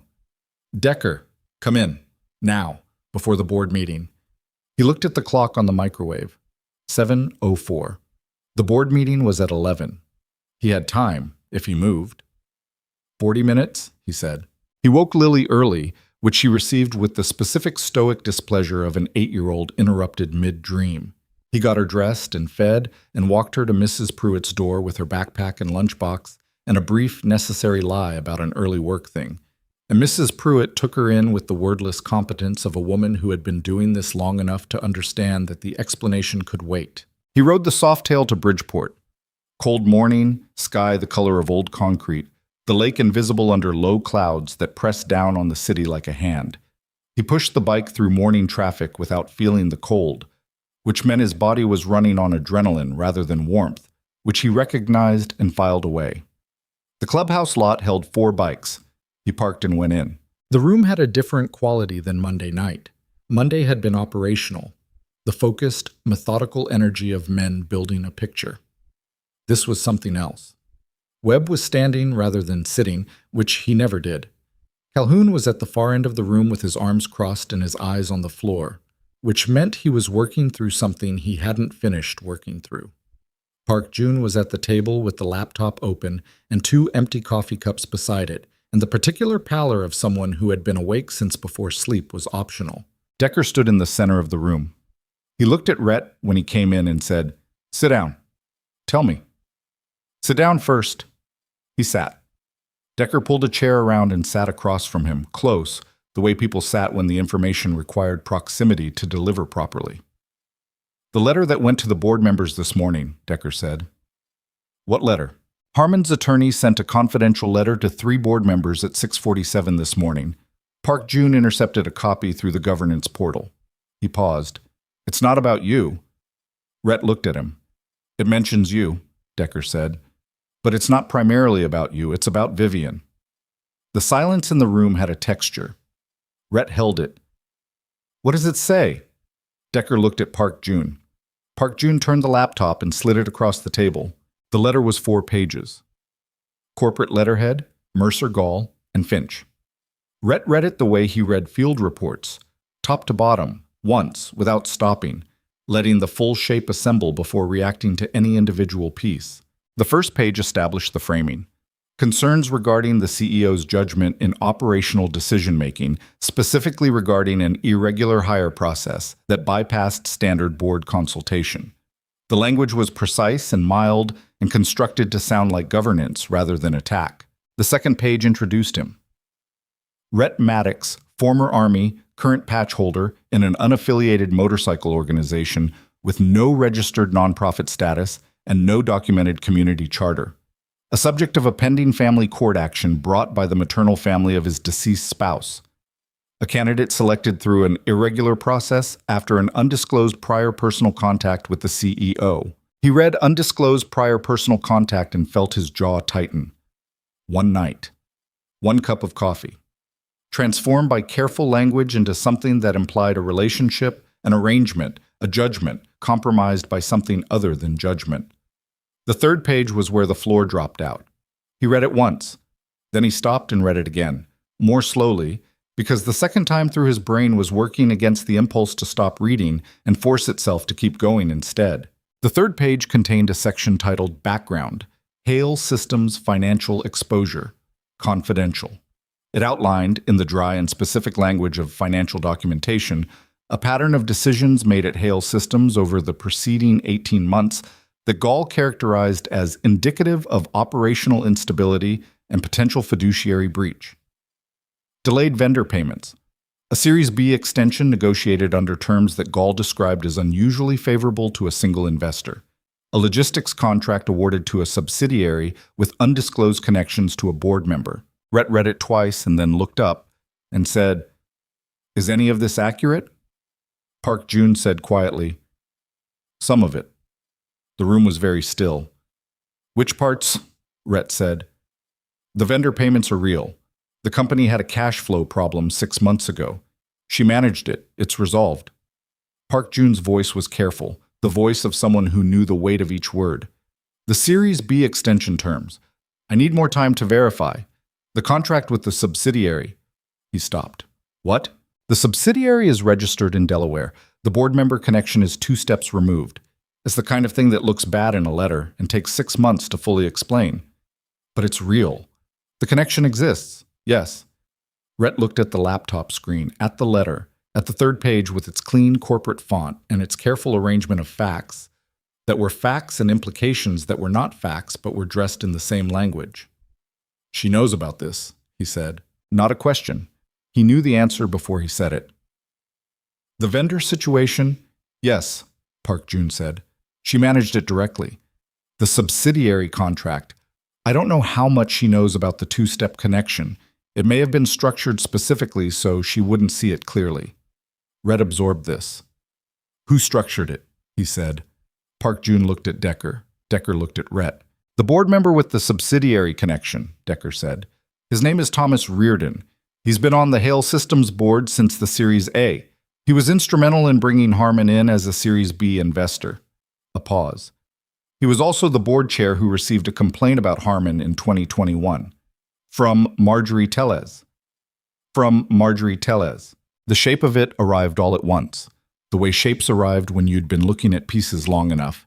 Not gradually, not step by step, but as a single completed picture that had been there the whole time and just needed the last piece placed. Reardon was not Harman's adversary on the board.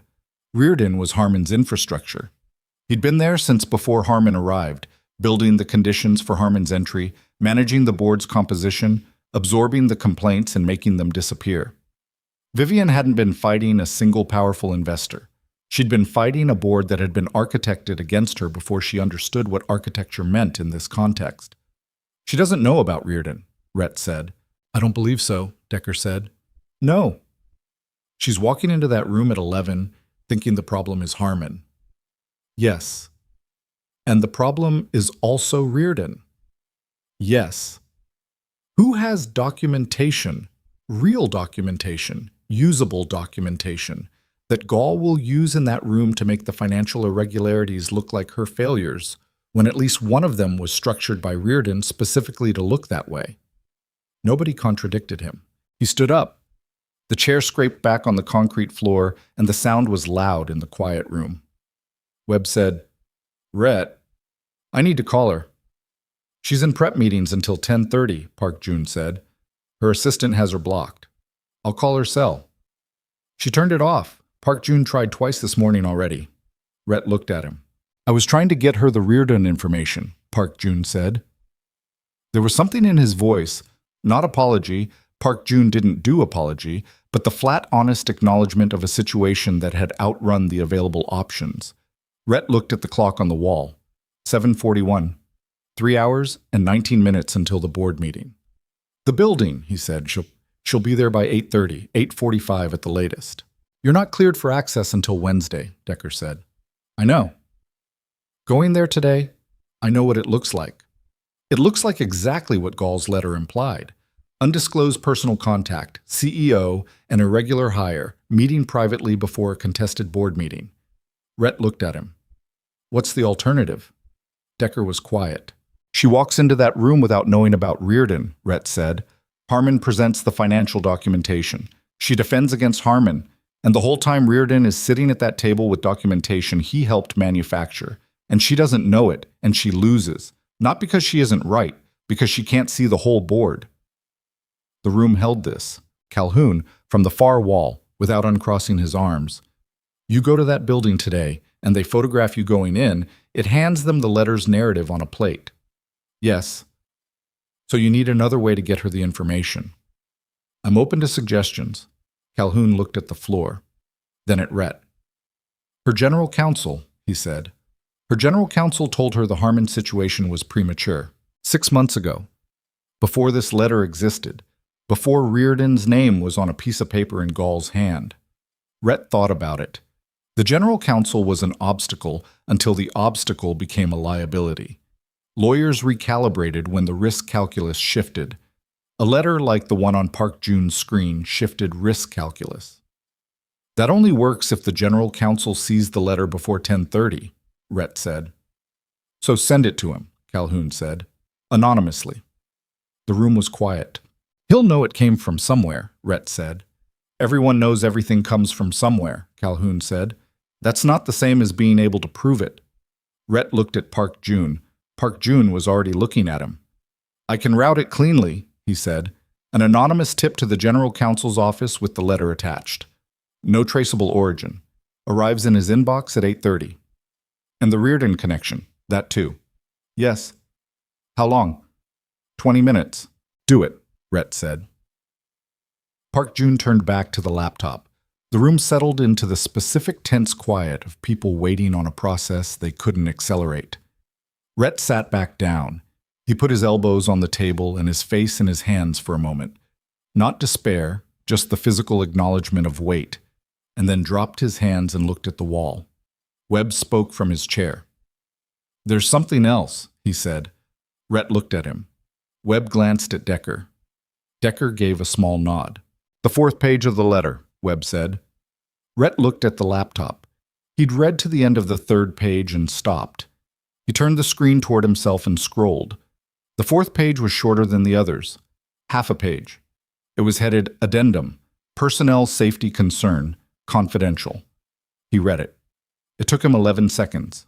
The addendum stated that an individual affiliated with the incoming hire, unnamed, described only as a member of the associated organization, had a documented history of violent conduct.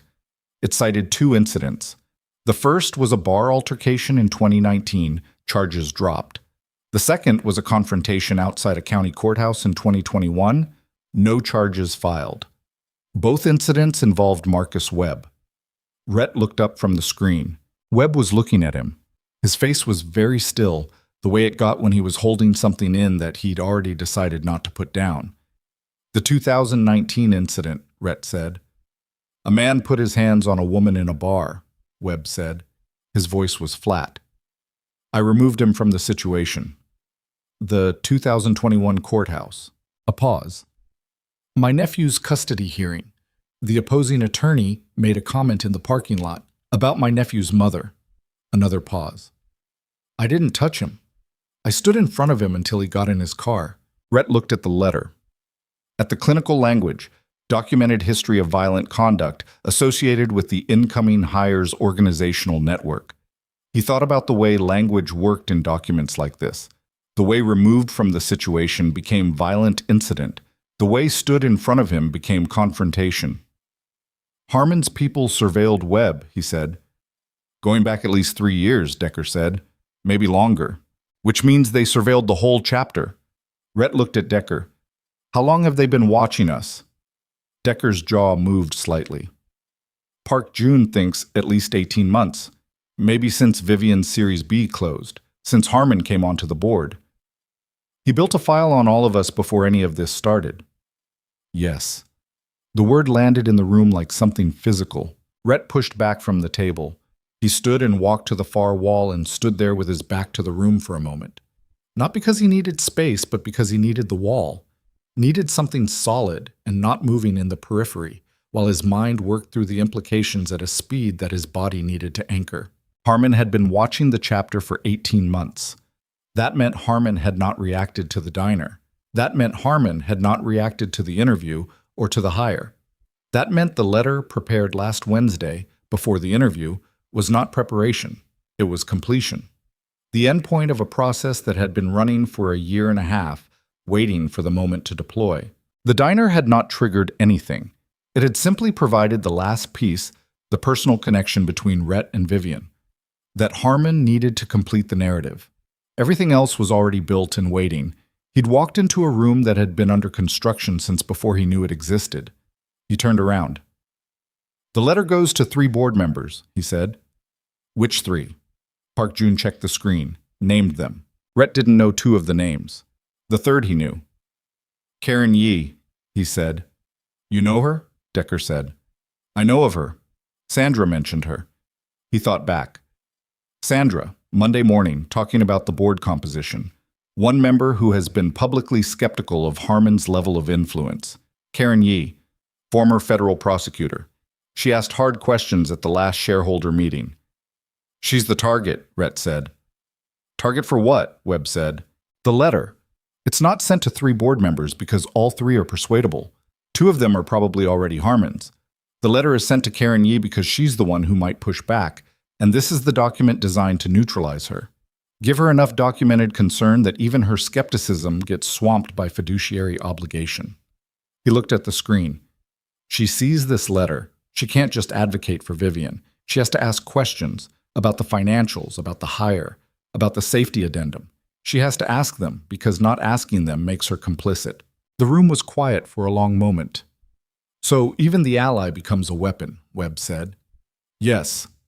Calhoun, still at the far wall, spoke quietly. They're thorough. Yes, Rhett said. We're not going to out-document them by this afternoon. No. So what are we doing? Rhett looked at the clock. 7:58. Park June was still typing. He thought about Vivian in that building, in prep meetings with her team, building a defense that was accurate and thorough and aimed at the wrong man. He thought about Karen Yee reading a letter at 8:30 that had been engineered to turn her good judgment against itself. He thought about Lily's drawing on the refrigerator, the 2 figures out front of the blue building and the family court petition that Gall had assembled and that Elena's parents had accepted because they loved their granddaughter and had been handed a professional liar with a compassionate voice and a ready explanation for their grief. He thought about Marjorie Tellis and the year she stopped being findable. We're not out documenting them, he said. We're changing the room. How? Webb said. Karen Yee, Rhett said. She was a federal prosecutor. She knows how documents are weaponized. She knows what Gall's letter looks like from the inside. He paused.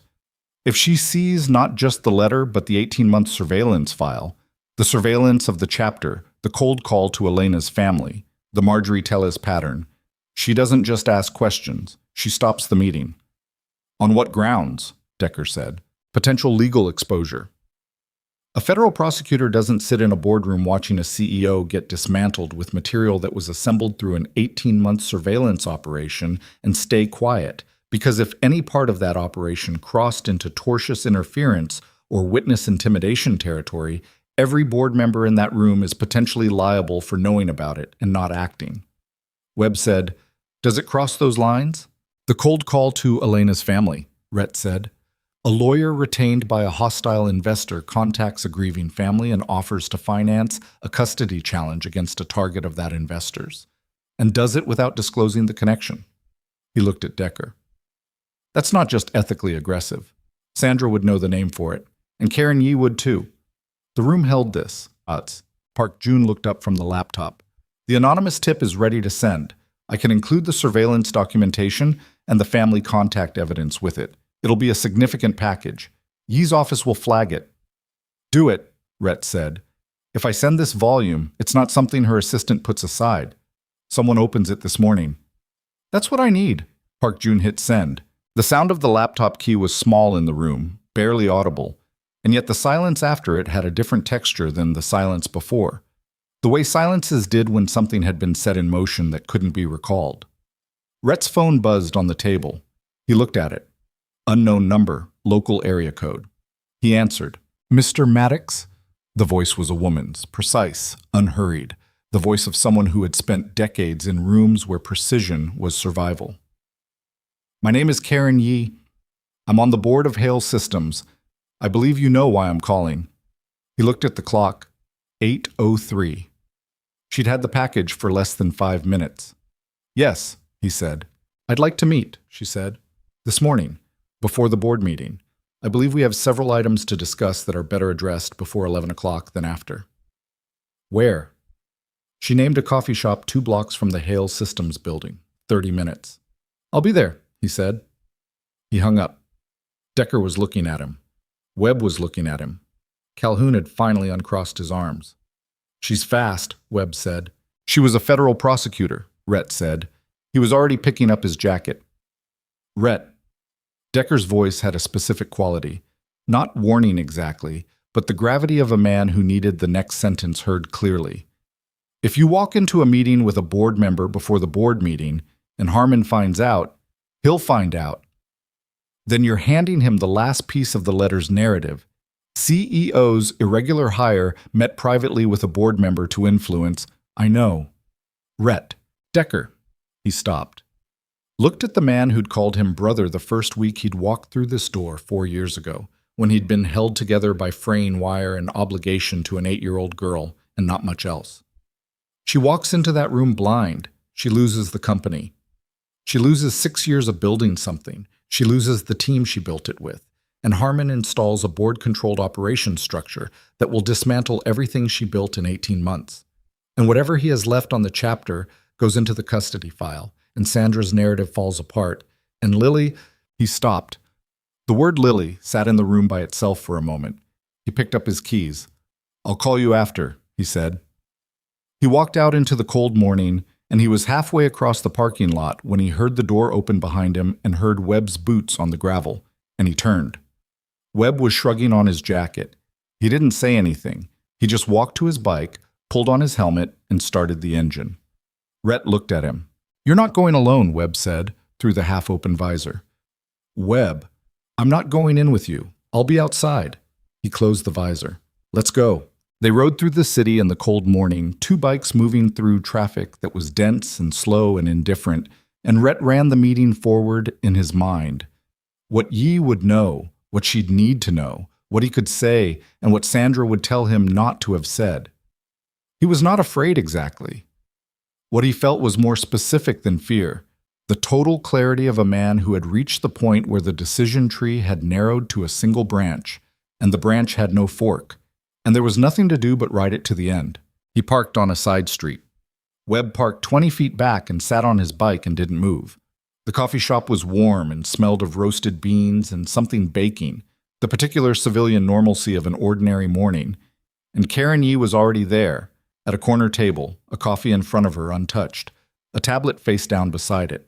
She was in her mid-50s, compact, gray-streaked hair cut practical and short, wearing a charcoal coat she hadn't taken off. She looked at him when he walked in with the particular assessment of someone for whom reading people had been a professional skill for 30 years. He sat down. She looked at him for a moment. How long have they been watching your chapter? She said. 18 months minimum, he said. Possibly longer.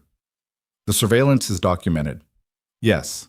The family contact, the cold call to your wife's family. You can document the connection to Gall and through Gall to Harmon? My attorney can establish it. Yes. She picked up her coffee, held it without drinking. The financial irregularities in Gall's letter. The subsidiary contract. Reardon structured it, Rhett said. The 2-step connection was built to be invisible from Vivian's position, but visible enough to be documented as a failing if needed. We believe it was constructed specifically as a delayed liability, something that looked like her decision but had his fingerprints on the architecture. Yi set the coffee down. She looked at the table. There was a quality of stillness in her that reminded him of Calhoun. Not the absence of thought, but the presence of a very great deal of it, all of it disciplined. "Reardon," she said. Not a question. The tone of a woman updating a model she'd been running for some time. "You suspected him," Rhett said. "I suspected the board's composition." She said it carefully. "I didn't have the Teles documentation. I didn't have the 2018 settlement reference." She looked at him. "Where did that come from?" "Sources I can't disclose." "Were those sources legal?" He held her gaze. "My attorney will address any evidentiary questions." She held his gaze right back. A federal prosecutor's gaze. The specific kind that had waited out defendants and witnesses and hostile counsel and was perfectly comfortable waiting out him. Then she said, "If I call for a postponement of this morning's meeting on grounds of undisclosed conflicts and potential tortious interference in the operational hire process, Harmon will escalate. Yes, Reardon will push back. Yes, this doesn't end today. No. You understand that walking into this meeting with me, being seen as the source of a postponement motion, makes your position at Hale Systems effectively untenable for as long as Harmon has board influence." "I know," he said, "and you're here anyway." He thought about what to say. He settled on the simplest true thing. "Vivian Hale built something real," he said, "and someone is trying to take it apart using tools she can't see. I can see them. So I'm here." Yi looked at him for a long moment. Then she said, "The board meeting is in 2 hours and 40 minutes. I need everything your attorney can provide by 10 a.m. Physical documentation, not email. My assistant will be outside this building at 9:45. She stood, pulling her coat closed. "Mr. Maddox?"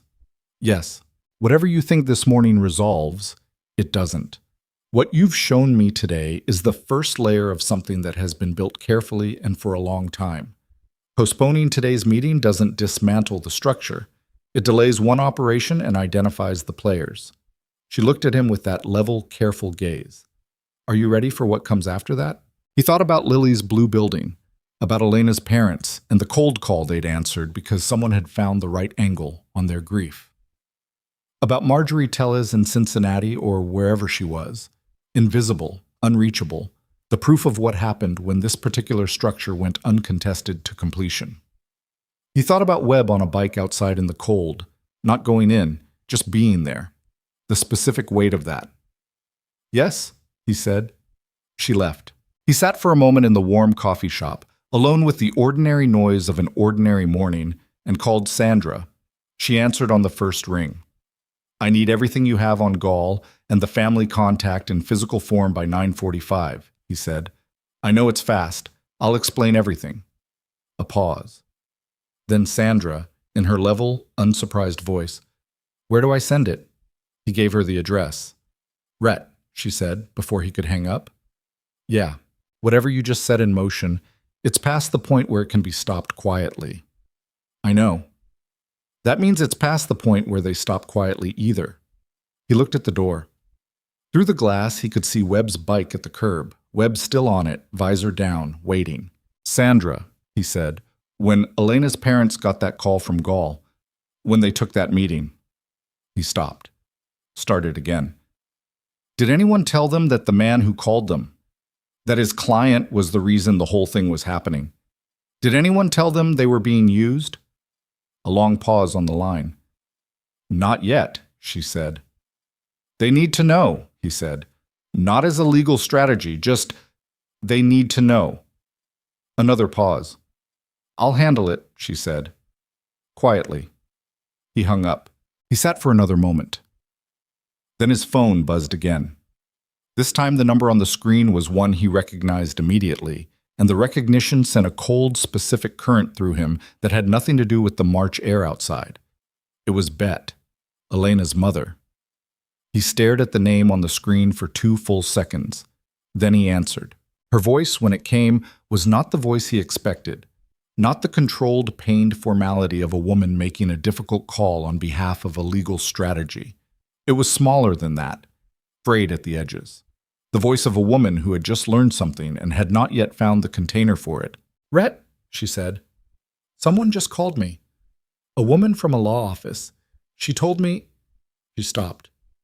"She told me that the attorney, the one who contacted us, that his firm works for a man who is in a—" She stopped again.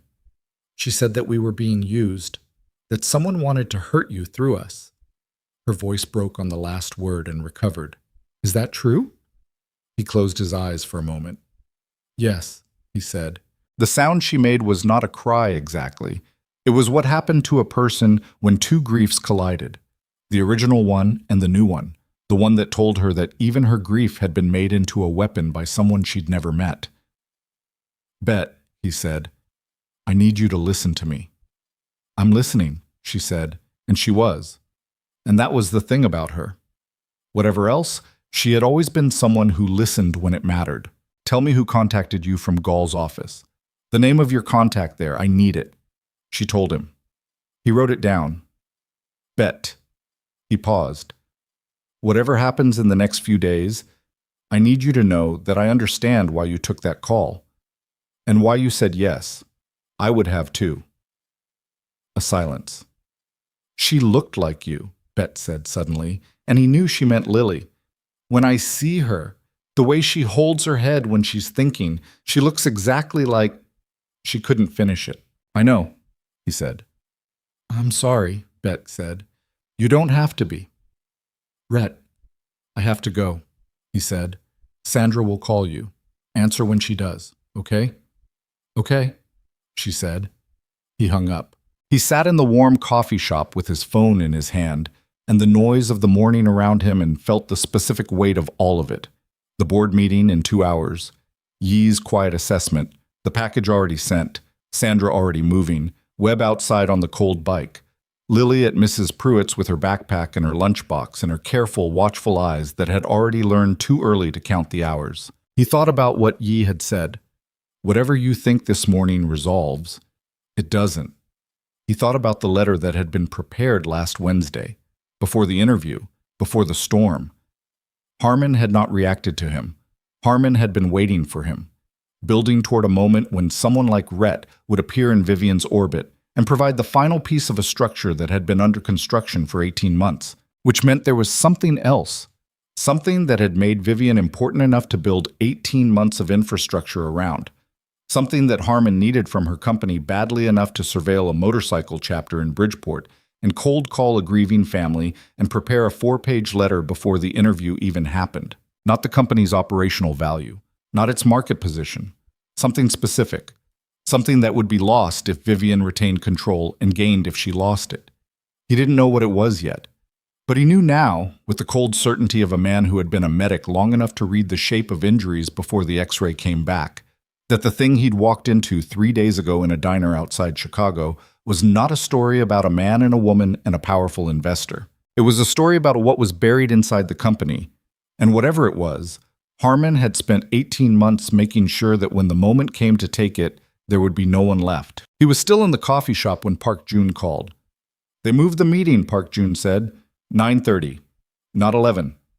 Rhett was already standing. "How long ago?" 7 minutes. Reardon called it. Emergency session, quorum confirmed. Someone had told them.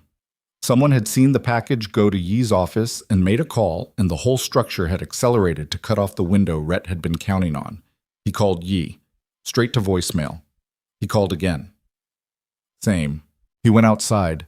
The cold hit him like a wall. Webb looked up from the bike. "They moved it," Rhett said. 30 minutes. Webb was off the bike before the sentence finished. "Vivian," Webb said. "She's in the building. Phone off." Rhett was already moving toward his own bike. "Yee's not answering. So we go in. I'm not cleared until Wednesday." Webb looked at him with the specific patience of a man who had stopped finding that sentence relevant. "Rhett." He thought about Sandra's voice, past the point where it can be stopped quietly. He thought about Yee's voice. "Are you ready for what comes after?" He pulled on his helmet, They rode the 2 blocks at speed that the city traffic shouldn't have allowed and didn't quite permit, splitting lanes through gaps that existed for half a second and then closed. And Rhett felt the bike under him the way he always felt it, when everything else had narrowed. Not as a machine, but as an extension of the decision, the physical manifestation of having chosen. The Hale Systems building entrance had a security desk and a badge reader, and a guard who knew his face was not in the system until Wednesday. Rhett walked in anyway, because there was no version of the next 30 minutes that involved stopping. The guard stood. "Sir, I'm Rhett Maddox. I'm the incoming head of operations security. I need to reach the CEO right now." He kept walking toward the elevator. "Call Karen Yee's office and tell her Maddox is in the building." "Sir, you're not—" "Call Yee's office." He hit the elevator button. "Now, please." The guard hesitated. That specific hesitation of someone deciding whether the authority in a voice outranked the protocol on a screen, and picked up his phone. The elevator opened. Rhett got in, 4th floor. The boardroom was at the end of the corridor, glass-walled, visible from the elevator. He could see figures inside already.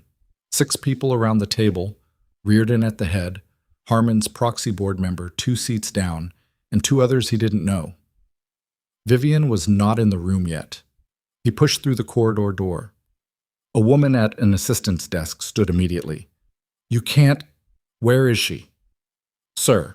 The boardroom door opened and Thomas Reardon stepped into the corridor. He was 60, trim, silver at the temples, the face of a man who had been in rooms like this one his entire life, and had learned that the appearance of control was indistinguishable from the thing itself if you held it long enough. He looked at Rhett. His expression did not change. "Mr. Maddox," he said, "you're not scheduled to begin until Wednesday." "I know. This is a private board session." "I know that too." They stood in the corridor looking at each other, and the assistant had gone still at her desk, and somewhere behind Reardon 2 board members had appeared at the glass wall to watch. "You need to leave," Reardon said. "I need to speak with Vivian Hale." "Ms. Hale is preparing for—" "Thomas!" The voice came from behind Reardon, from the far end of the corridor. Karen Yee, coat still on, tablet in hand, moving toward them with the unhurried certainty of a former federal prosecutor who had decided what was happening and was simply arriving at it. She'd received his message after all. She'd been moving since before he walked in. "Step back inside, please." Reardon looked at her.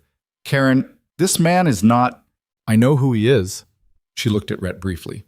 One clean, assessing look that told him she'd read everything in the package. "Vivian is on her way up. I called her 2 minutes ago." She looked back at Reardon. "We're going to delay the session start. The quorum is already— I'm aware of the quorum. I'm invoking procedural review on the basis of undisclosed conflicts. Section 12 of the board charter. I believe you know the section." She held his gaze. "Step inside, Thomas." Reardon looked at Rhett one more time. The expression on his face was not anger. It was the specific cold calculation of a man updating a position, storing information, deciding when to deploy it. Then he turned and went back into the boardroom. Yee looked at Rhett. "She has 5 minutes," she said quietly. "Give her everything," concisely. The elevator opened. Vivian stepped out. She saw Rhett and stopped for 1/2 second. And in that 1/2 second, he saw the full accounting move across her face. Surprise, understanding, and then something that wasn't quite relief but was the specific steadying of a person who had been standing alone in a strong current and suddenly felt ground underfoot. She crossed the corridor to him. He spoke before she could. "Reardon built the subsidiary contract specifically to look like your decision if it needed to.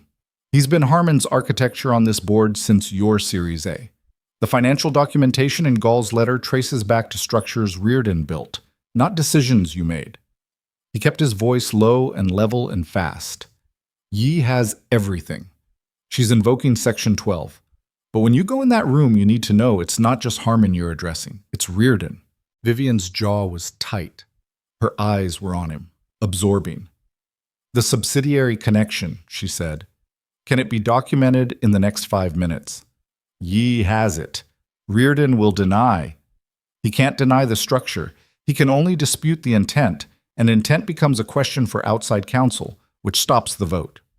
A pause. "That's the move," she said. "Force outside counsel referral." Yes. She looked at him for a moment. That same direct, unperforming look from the diner, from the interview table, from every room where she'd been deciding in real time what was true and what wasn't. How much of this came from your people? She said. Most of it. They took on significant risk. Yes. Her hand moved, just slightly, a small motion at her side, the compressed version of something larger. And then she straightened her blazer and looked at the boardroom glass. Rhett. Her voice was very quiet. Yeah. Whatever happens in there. You understand that if Harmon survives this meeting with his board position intact, the next call he makes is to Gall, and the next thing Gall does is accelerate the custody filing. I know.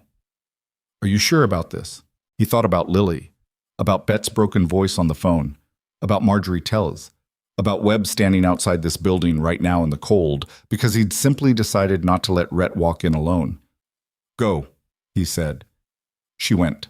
He stood in the corridor and watched through the glass as she entered the boardroom, and the temperature of the room visibly changed.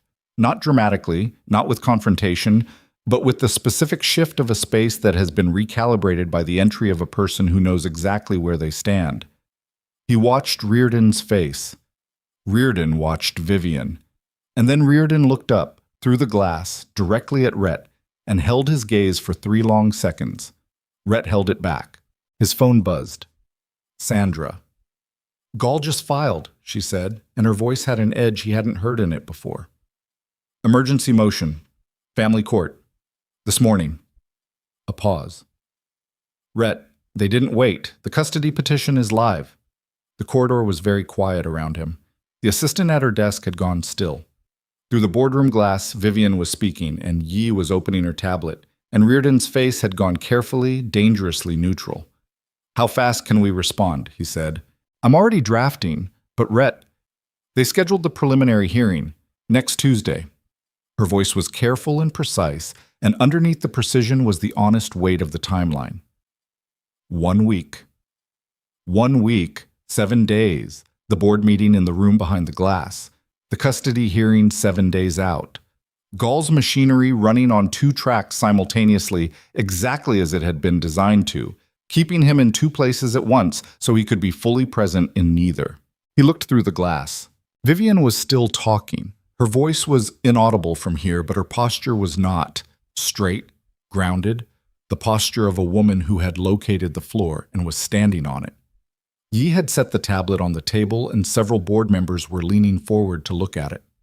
Reardon had his hands flat on the table, and his face was giving nothing away, and that, more than anything, was the tell.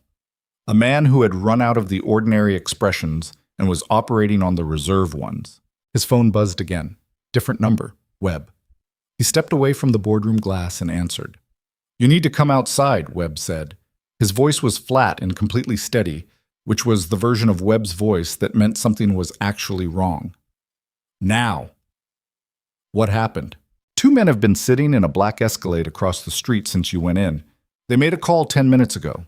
Another car pulled up 3 minutes ago. It's not surveillance. A pause. They're waiting for something. Or someone. Yes.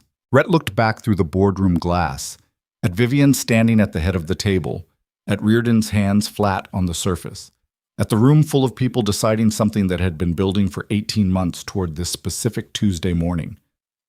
Call Decker, he said. Already did. 8 minutes out. Stay on the Escalade. I'm not going anywhere. He hung up. He stood in the corridor with the sound of his own breathing and the faint hum of the building's ventilation and the distant muffled voices behind the boardroom glass, and felt the full dimension of it close around him. The board meeting, the custody filing, the cars across the street, Lily at Mrs. Pruitt's 3 miles north, Webb alone on a sidewalk, Decker 8 minutes out, Sandra drafting a response to a motion that had been filed before the ink was dry on the offer letter.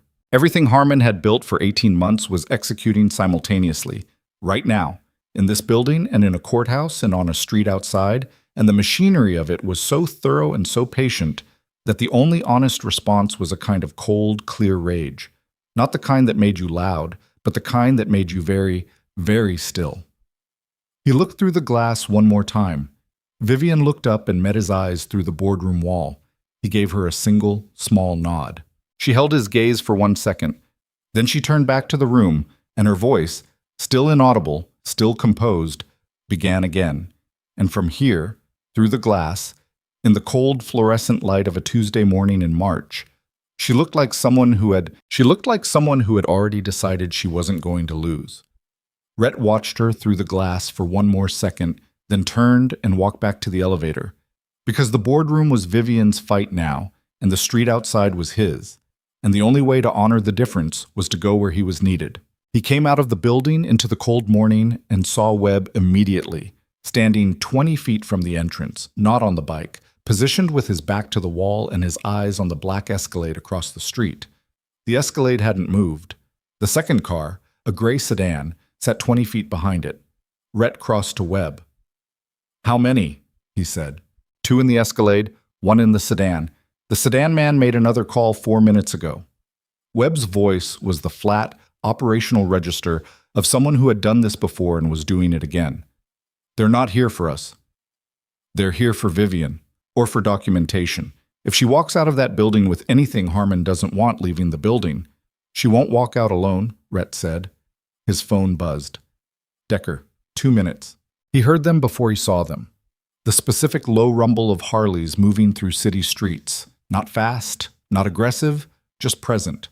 The sound of engines that knew where they were going. Decker came around the corner first, Calhoun behind him, and 2 more men from the chapter behind Calhoun, and they pulled to the curb in front of the building in a line and killed the engines and sat there. And the silence after was the particular silence of a situation that had just changed shape. The Escalade didn't move. Rhett watched the driver's side window, watched the shape behind it make a phone call. 3 minutes passed. Then the Escalade pulled out from the curb and drove north. The sedan followed. Nobody said anything about it. Decker looked at Rhett across the width of the sidewalk with the quiet acknowledgement of a man who understood exactly what had just happened and saw no need to name it. Sometimes presence was the whole operation. Sometimes showing up was the entire strategy. They waited. At 10:47, Karen Yee came out of the building. She stopped on the steps and looked at the 5 motorcycles at the curb and the men beside them and at Rhett, and something moved across her face that was not quite surprise, more like the confirmation of a theory she'd been developing. "The session has been suspended pending outside council review," she said. "The Reardon conflict has been formally flagged. The vote on operational restructuring is tabled indefinitely." She paused. Harmon's proxy moved to override the suspension. The motion failed 3-2. Rhett looked at her. "Vivian, still inside, she's meeting with the 2 board members who voted against the override." Yee looked at him with her prosecutor's gaze, level and direct. "Whatever comes next, the outside council review, the conflict investigation, the Gall question, it's going to take months. And Harmon isn't finished." "I know. But today he didn't win." She said it plainly, without celebration, because she was the kind of person who understood that didn't win. Today was a specific and limited category that deserved accurate language. "That matters." "Yes," Rhett said. "It does." She looked at him for a moment longer, then went back inside, and Rhett stood on the sidewalk and breathed the cold air and let the specific weight of the past 4 hours settle through him slowly, the way weight did after you'd been carrying it at a run and finally stopped. Decker came to stand beside him. They stood without talking for a while, the way they sometimes stood at the chapter, comfortable in the silence that men built together over years of not needing to fill it. "The custody filing," Decker said eventually. "Sandra's on it. Hearings next Tuesday." Rhett looked at the building. "Betty called this morning, before any of this. Someone from Sandra's office had already reached her." He paused. "She knows about Gall. She knows they used her." Decker was quiet. "She's going to call the attorney," Rhett said. "Withdraw the petition." "You sure?" She said she was. He thought about her voice on the phone, the small, frayed quality of it, the way she'd said she looks like you and meant Lily.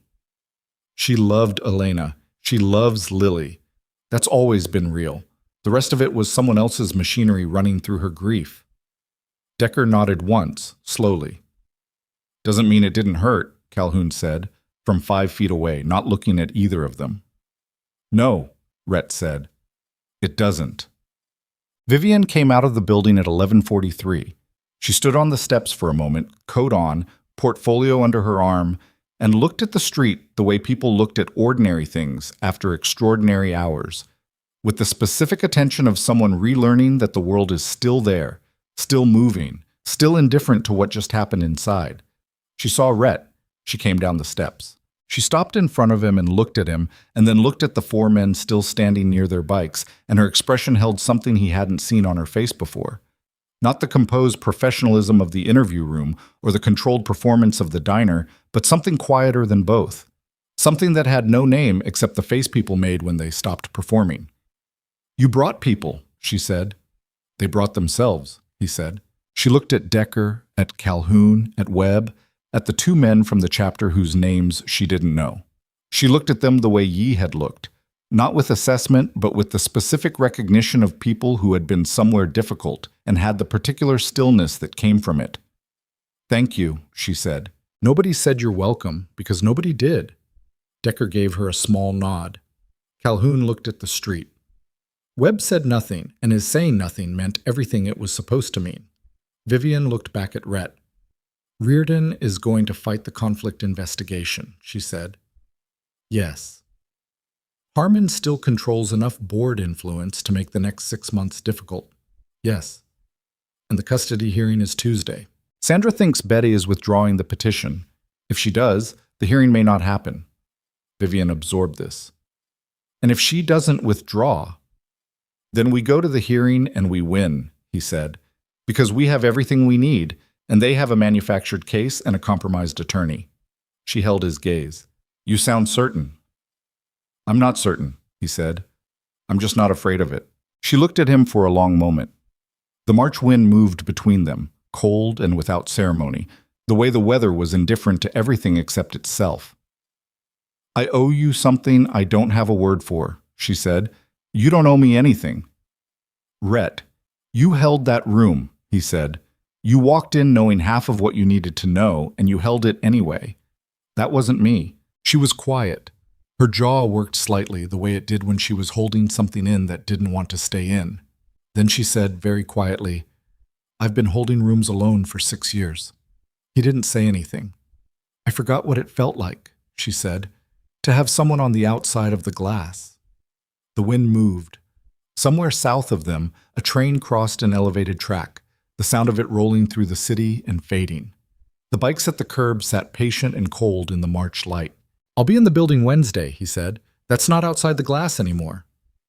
Something crossed her face. Not quite a smile, but what a smile grew from. "No," she said. "It's not that." He picked Lily up from Mrs. Pruitt's at 2 in the afternoon. She came to the door with her backpack on and her coat half zipped and a drawing in her hand that she'd made at Mrs. Pruitt's kitchen table, and she held it out to him before he could say anything. It was the Harley, blue crayon, like all her drawings, with the careful attention she gave to things she considered important. 2 wheels, handlebars, the long, low silhouette of the tank. And on the seat, a figure with a helmet that was just a circle with a dark visor, and beside the bike, smaller, a figure with her hair that he recognized as Lily herself, and above both of them, the uneven block letters she always used, Dad's bike. He looked at it for a long time. "Mrs. Pruitt said you have a good job now," Lily said. "I start Wednesday," he said. She zipped her coat the rest of the way with the focused deliberation of a child managing something she's decided to manage herself. "Is it safe?" He crouched down to her level, the way he always did when he needed to tell her something true. She looked at him with Elena's eyes and his own stubbornness in equal measure, and he held the drawing and looked at her face and thought about everything that word had cost him, and everything it still meant. "Safer than it was this morning," he said. She considered this with the seriousness it deserved. Then she nodded, took his hand, and they walked to the truck.